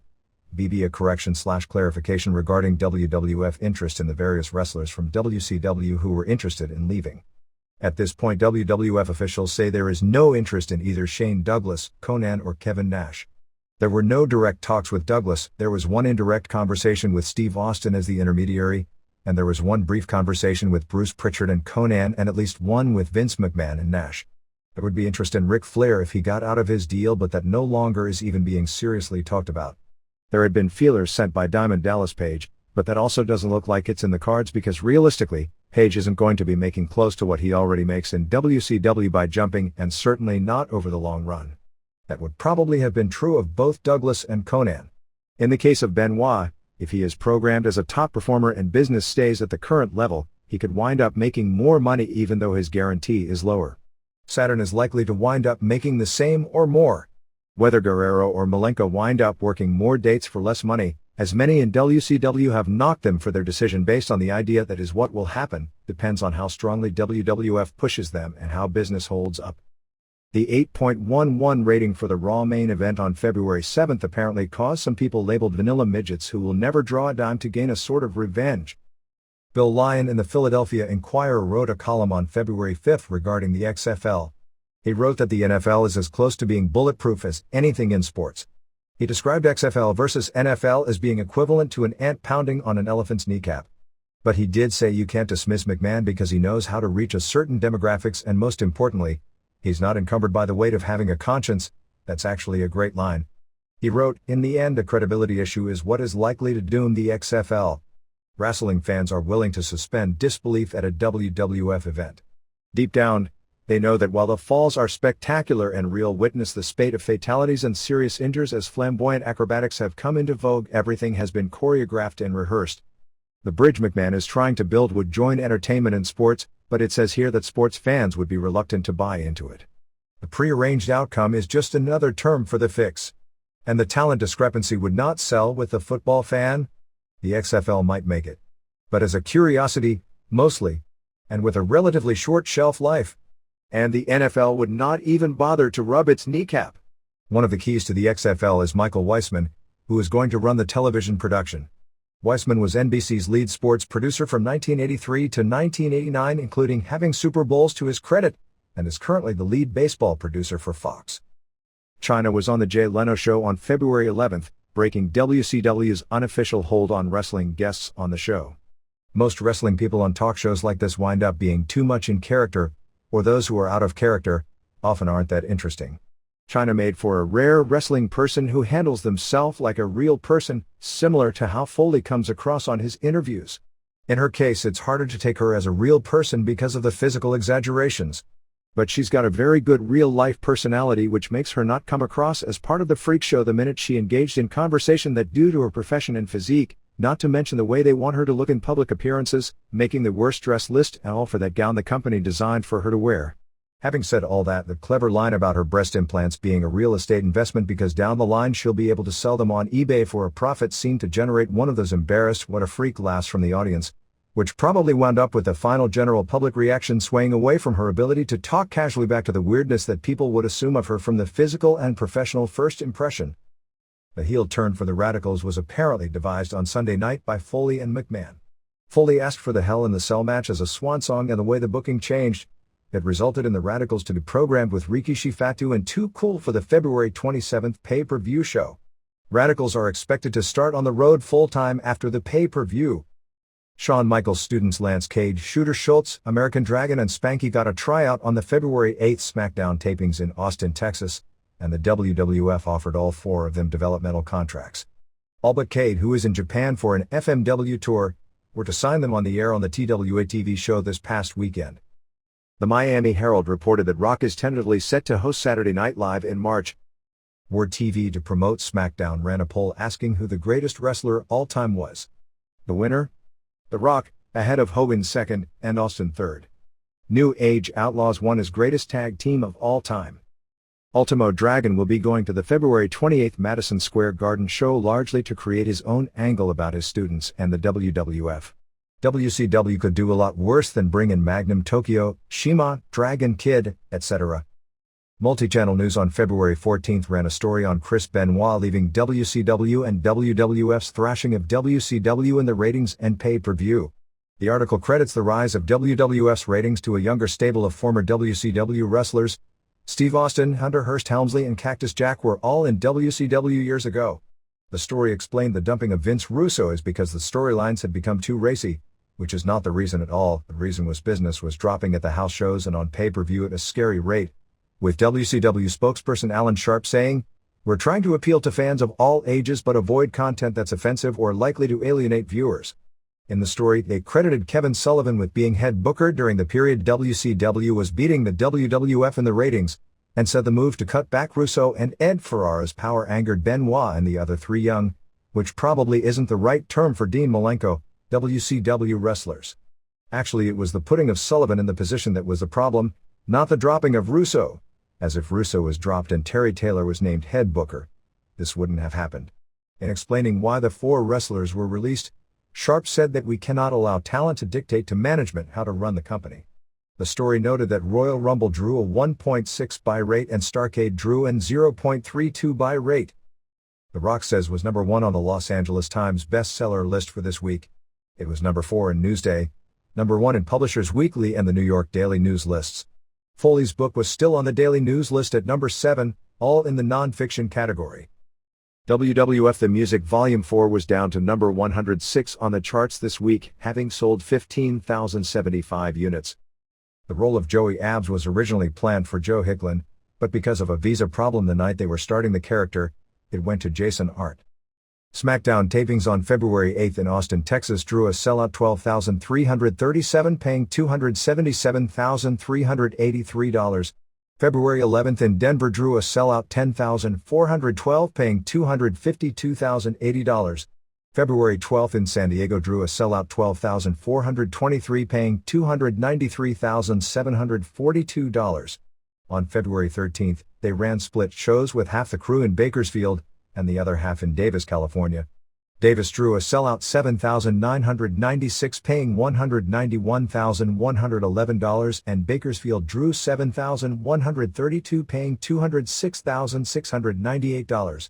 For the week including Nitro in San Jose, merchandise was $491,344 or $7.72 per head.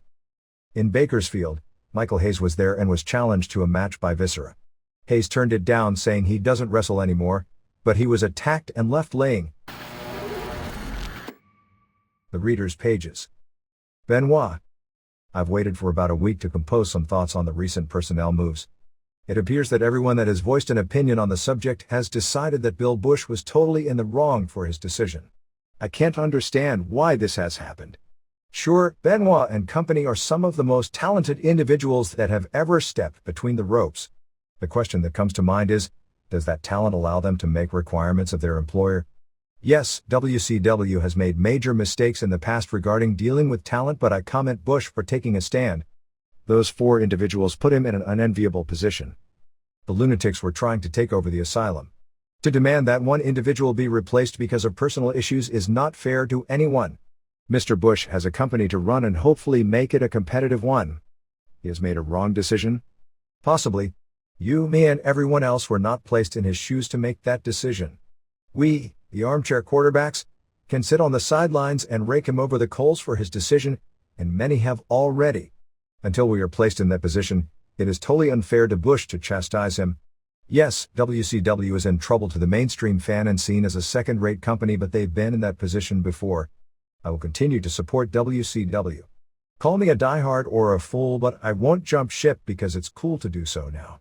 All I ask from this publication and all the others is to remain objective in reviewing this and other situations. Eric Coville. State College, Pennsylvania. DM, you're simplifying the issue to simply Benoit and company goes versus Kevin Sullivan keeping his job. There were many decisions made beforehand that led to this, all of which were made in panic. From hiring Russo without going through his plans to turn wrestling into a bad comedy variety show and figuring how that would affect house shows and buy rates, which, admittedly, looked like a great move at the time. Then from the decision, which was probably Russo's, to strip Hart of the title, which led to every single problem happening. While Hart was probably going to have to be stripped because the concussion was so bad, nobody knew it was this bad at the time, and the panic decision-making led to Russo being ousted, although he was on track for being ousted anyway. The big decision that can't be justified is the company, with the knowledge of what Benoit had demanded, still put its world title on him and then, the next day, basically wound up throwing him out without even consideration for its own title and company and asking him to do a job that one would think he was too professional to turn down. Had Taylor been made head booker after Russo, none of this would have happened, and most in the company beforehand felt Taylor was the better choice. This was something well known before Sullivan was put in the spot. If Bush was so sure Sullivan was going to turn things around, he shouldn't have backed down, but there were a lot more decisions over the weekend than just that one. Wrestler of the Century. I already voted in one poll on this subject for Lou Thez. Then I read your thoughts on his subject of Wrestler of the Century, and I'm reanalyzing the subject based on your insights and some of the other Man of the Century votes we've seen lately. ESPN had Michael Jordan, Babe Ruth, Jim Brown, Wayne Gretzky, and Jim Thorpe. One guy from each of the 4 major team sports plus an all-around guy from the first half of the century. Another athlete poll, I think it was AP, went with Jackie Robinson as number 1 for his social impact. I don't even want to get into this.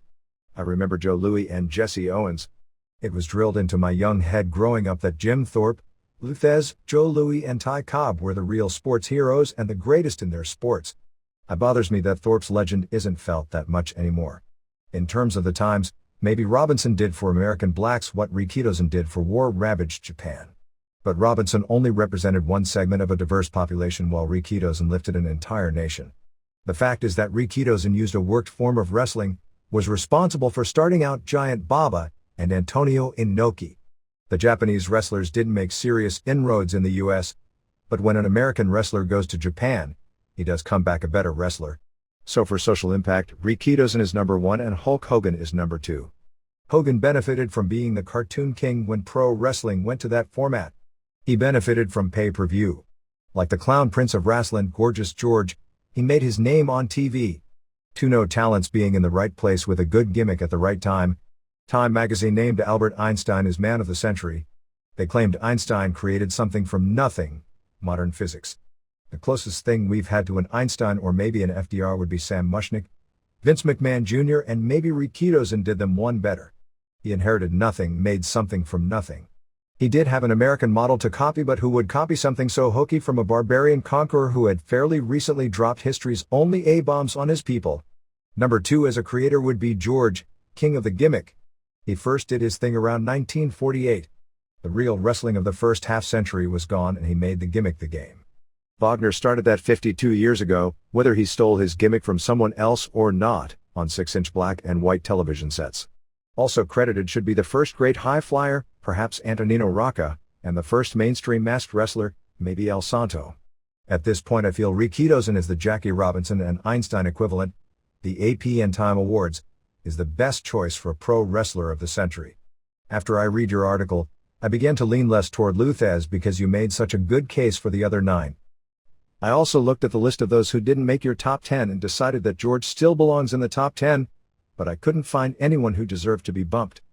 The weakest candidate now seems to be Hogan, who based on your IATA survey, would finish number 1 if it came to a voting today, rather than where I'd put him, which is number 10 if even in the top 10. The top 50 Hollywood Performers survey pointed out some interesting things. The performers were supposed to be judged on star quality, longevity and their work quality along with acting ability. There is a good comparison to judging wrestling. Star quality is the same and acting ability would equal wrestling ability. For wrestling, I'd also add creativity. With the exception of people like Orson Welles, movie actors generally don't control their characters. Despite the criteria listed, James Dean made the list. What did he do? 3 movies. So did Marilyn Monroe, who was considered a poor actress when she was alive. George was not athletic and I'm guessing his longevity was short. His star quality and creativity and influence were far-reaching. Any reference to early television and 7-inch circular screens sooner or later leads to mentioning Gorgeous George. With his bleached hair, he gave us a lot of copycats, from Buddy Rogers to Ric Flair. Except those 2 guys could really wrestle. Hogan was manufactured, very lucky and had another top 10 candidate in Andre the Giant to boost him. He used television the same way George did, to develop a mass audience and create an image. Except they didn't have steroids in George's day and didn't have an economy that allowed kids to piss away millions of dollars on toys. Hogan had Andre going for him plus his big body. I suspect the WWF fans grew tired of Hogan like wrestling fans did of George. But Hogan did have WCW after he was phased out by WWF. The difference is, as you mentioned, that George didn't take care of himself while Hogan was smart enough several times to adapt. The more I think about it, Hogan should be in the top 10 and Wagner shouldn't, mainly for the key reason you gave, longevity. Terry Bollea may have had more opportunities than Raymond Wagner, but he didn't blow his chances. Michael Abbey. Regarding the most important wrestler of the century, I narrowed your list down to Rikidozan and Hulk Hogan. Some of the more popular choices like Lou Thesz, Ric Flair, Carl Gotch and Strangler Lewis no doubt individually changed wrestling history in their own way. However, I just don't see how many one of these men individually were responsible for the degree of change that Hogan and Rikidozan were. Thesz and Flair were great champions and superb performers, but if they hadn't been there, somebody else would have taken their place, although almost certainly with far less effectiveness and talent. Antonio Inoki, Andre the Giant and Giant Baba were all big names, but I see Hogan as being a bigger name than any of them. Without Rikidozan, there is no guarantee pro wrestling would even exist in Japan. This fact alone could qualify him as being the most important wrestler of the century. And Hogan changed the whole scope of pro wrestling as we know it, something that Flair and Thesz can't lay claim to. Barry Johns, Rincon, Georgia. I'd like to comment on the most important wrestler of the century. Your choices of the 10 most likely candidates were extremely well argued. I can't imagine my final choice not being someone from that list. My only reservation would be your having left Antonino Rocca off the list. Several of your earlier comments indicate you think he was mainly an ethnic babyface with limited regional appeal. That's not the way I remember it. From the late 1940s through around the mid-1960s, he was probably the best-known wrestler in America. Lou Thesz' remarks about Rocca's actual wrestling ability are no doubt accurate, but for sheer mainstream name recognition, I'd place Rocca above Hulk Hogan. I strongly suspect that Strangler Lewis and Frank Gotch will get less consideration than they deserve, simply because hardly anyone is around today who saw them. That skews the voting, but there's no way around it. Unfortunately, a lot of your younger readers may feel the same way about those who made their name before 1975. At any rate, I can't see any choice possible other than Lou Thesz. This is based partly on longevity, since he was a dominant figure from about 1937 through the 1960s and in some places into the early 1970s. It's partly on genuine wrestling ability, as there have been probably no more than 2 or 3 others who were as good. It's partly on working ability. He may not have been the absolute best, but he was certainly in the highest echelon, and it's partly on mainstream recognition. Several others are substantially ahead in this category, especially in the days of cable TV and the internet, but Thesz' name would be recognized by a great many Americans in his day who would have never considered themselves wrestling fans. A real good case can be made for Rikidozan, Giant Baba, Antonio Inoki or El Santo, certainly within their own countries. But the bottom line is this: Thesz was a whole lot bigger in Japan than any of the first 3 ever were in the United States. As to Santo, you've already pointed out that his appeal, as great as it was generally limited to Mexico and parts of Central America. Ric Flair would be a good choice. I'm sure many of your readers would vote for him. But he wrestled mainly for one organization at a time when American wrestling was polarized. In the 1950s, everyone knew that Thesz was the world champion.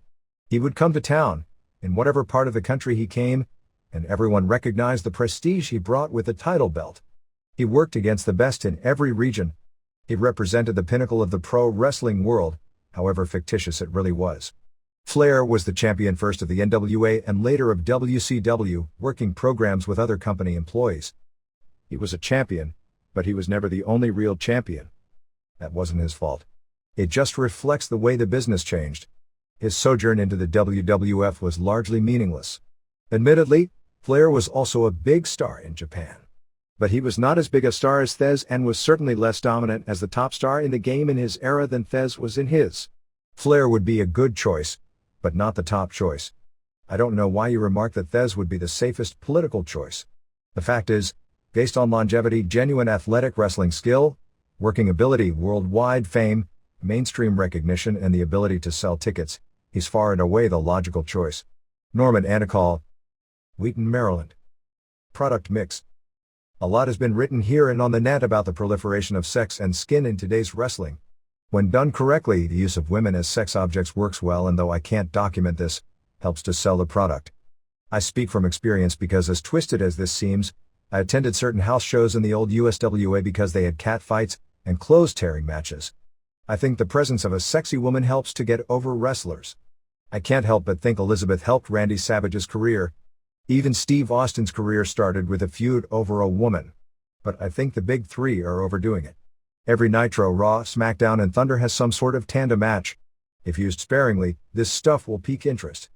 Oversaturation will wind up with disinterest. The WWF drew a lot of heat from Miss Kitty exposing herself at the pay-per-view. I agree, if the WWF is going to do this on a show, there should be a parental warning beforehand. I'm an adult and I'm a pro wrestling fan. I hated the watered-down version of pro wrestling with the cartoons and music videos. The WWF has every right to target their program for people in my demographic, but there should be specific warnings about content for children. I thought the way the WWF handled it was wrong. I think it would have been better in the context of a match like the Sable/Jacqueline incident on the British pay-per-view. Having a heel get her comeuppance in the context of a match by getting exposed tells a much better story than having a woman flash the crowd. It's all about storytelling. You commented about the legality of nudity where children are present. I find this to be a double standard. For the last 20 years I've been a wrestling fan. I've seen everyone from Roddy Piper to Dick Murdoch to Eddie Gilbert to Steve Austin moon the audience. 3 months ago, with WCW standards and practices in full enforcement, Roddy Piper pulled down Ric Flair's trunks on pay-per-view. Jake Roberts once pantsed Rick Rude on TV and it looked like Rude was completely exposed. Yet never once have you questioned the legality of this. Why is the Miss Kitty incident any different? But sometimes it can be too much. The worst, most egregious example of wrestling using sex to sell the product is in the WWF Slam Cam commercial. For a brief moment at the end of the commercial, all of the actors are watching the computer screen in amazement. The teen behind the computer is staring directly at Deborah's chest. Now this I find downright wrong. What kind of messages are we sending to the youth of America when we show a guy blatantly staring at a woman's tits? It completely objectifies women. I know a little about how TV commercials are produced and I know things like this are not an accident. It was a planned spot. A director instructed Deborah to stand next to a boy and then he instructed the boy to stare at her boobs. I felt bad for Deborah.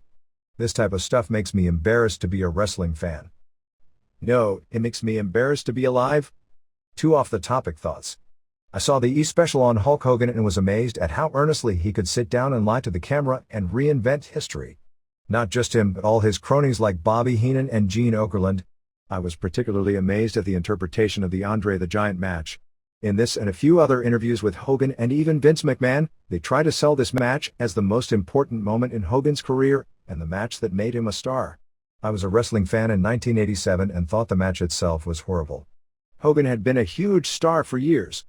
I'm not sure why anyone points to this match as a great one, but perhaps because Andre has passed away, it's a nice story they can talk about the concept of passing the torch. Finally, I read that the Nitro Girls video was doing extremely well in video sales. As bad as it was, I told you it would do gangbuster numbers. Stan McCord. Brooklyn, New York. It's not the WWF, or any company's, responsibility to do what is best for kids or society. That's a political philosophy that a lot of people, myself included, deeply believe. The last several years, many in our country have wanted to nerf society to make it safer for kids and in many cases, for example cigarettes, for adults as well. Almost as many people are upset about this trend. However, in the case of the WWF, the change in programming standards is due to market pressure and not government interference. While I don't think advertising on WWF or any other risque show will hurt the sales of the advertisers, the executives in those companies do. As a side note, I enjoy the shows just as much now as I did when they were over the top. As to WWF marketing to kids, I think this is a chicken and the egg scenario. By selling toys and video games, is the WWF courting children or are they recognizing that children are watching and trying to make money off that? I would guess it's a combination of both. As to parental warnings and those lame TV ratings, I think they do the exact opposite of what they're designed to do. When kids see the ratings indicate they shouldn't watch, they become more intrigued by the show. And parents don't pay any attention. I think the whole controversy boils down to whether you believe the individual should be responsible for themselves and their kids, or that society should be. I guess most people fall in the middle, which is why analogies never seem to work. Jason Campbell. I wanted to let you know that I've stopped watching wrestling for the last several months due to the lack of wrestling on the shows. Basically, for every reason Bret Hart has given are my sentiments exactly. The only thing I have left as a fan to do is stop supporting it altogether and distance myself from it rather than continue to complain. Joshua Christie. Phoenix, Arizona. WWF stock. You keep trying to make sense out of the low price of WWF stock. Wall Street didn't like the football announcement. So without football, add 3 points to the stock. It would still be at 14. The problem is this is an industry not in favor with Wall Street. Is it undervalued? Yes. So are home building stocks. For example, Toll Brothers has record home sales, record earnings, record backlog in construction guaranteeing higher earnings for the next year or two. Why is Toll at such a low price? WCW can turn it around. It will take years to actually compete with the WWF again. However, they can make money by having decent house shows, which would increase attendance, and decent booking, which would increase ratings, although they won't compete with Raw. Make $1 million. Lose $1 million. America Online Time Warner is valued at $300 billion. Who cares? Not even taking Monday night's abortion. Why did they ever let Scott Steiner talk in the first place? After Monday night, he should have been fired. Dave Katz. Mount Holly, New Jersey. Rock. I recently finished The Rock Says. It was interesting and entertaining, but it was not in the same league as Mick Foley's book. I didn't expect as much as the Foley book and was not disappointed. The Rock has only been in wrestling for a few years, so he has few anecdotes about wrestling. He spends almost as much time talking about college football. I had hoped for some insight into his youth and stories about his father and his grandfather. There was some of that, but not enough. Also, there are factual errors regarding the rise of the WWF, but this is par for the course on early story about the WWF. He praised Bret Hart for helping him in his early days with the company but avoids talking about the controversy. Unlike Foley, he seems to follow the company line at every turn. At least he avoided the Survivor Series story rather than put the McMahon spin on it. He did talk about Owen Hart. The book reads as if it was a filtered project. With Foley, it was his own thoughts and feelings, without outside interpretation. I think Rock needed more time and more experience to have a better rounded story. My biggest gripe is the cost. Foley's book is more than 500 pages and cost $25. Rock's is under 300 pages and cost $26. Hardly an equal value. Still, it was both amusing and refreshing to see my company take this book seriously after the success of Foley's. It is featured at the front of our store, along with the other major book releases. We also got several cases at the start, unlike Foley's. With his book, we only got a handful of copies and were sold out quickly. It took several weeks before we, and the publisher, had enough copies available. I predicted Foley's book would become a bestseller. My coworkers laughed. I had the last laugh. I don't foresee similar success for The Rock. It may see a few weeks on the bestseller list, but not as long. Steve Austin's book will probably be bigger. Personally, I'm waiting for Bret Hart to write a book. Now, if only some publisher would print Hooker. And would you happen to know where I could get a copy of Yori Nakamura's shoot wrestling book? I'm interested to read it and see if it provides some background into the founding of the sport. Jeff Nettleton. Springfield, Illinois. DM, I don't know about Nakamura's book. Dynamite Kid. I finally received the Dynamite Kid book. I'm a sophomore in high school and I've never read 204 pages of one book in my life. I read this book in 2 nights and couldn't put it down. The book is real. It doesn't show the glamorous happy ending style of other wrestling books recently published. Most wrestling fans don't want to accept the reality of wrestling. This book wasn't a bunch of sports entertainment garbage. This was about one man's life in the wrestling business. I totally disagree with John Molinaro's review of the book. Tom Billington went into his life. His life was wrestling. He gave his physical well-being to give the fans their money's worth. It is sad that people forgot about Dynamite Kid because he gave his body to entertain and to give fans great matches, much like Mick Foley, who will also end up with physical problems. This book also gave great insight to life on the road and shows the friendships made while on the road and how most promoters are scumbags and cheats. The book also shows the Hart family in a different light than most people are used to. Dynamite Kid revolutionized the sport with matches against Tiger Mask. I recommend this book over Foley's. Justin Kimberlin. St. Charles, Missouri. I read Dynamite Kid's book and enjoyed it more than Mick Foley's book, but being from Alberta likely had more to do with it than anything else. I thought the book was quite fair to most everyone involved. In talking with one of the Harts who hadn't read the book, he was only concerned that Dynamite would bad-mouth Stu, which really didn't happen other than maybe Stu not saying thank you for the houses that Dynamite drew. Generally the feeling is that Dynamite Kid killed the territory. Likely the death of the territory was inevitable.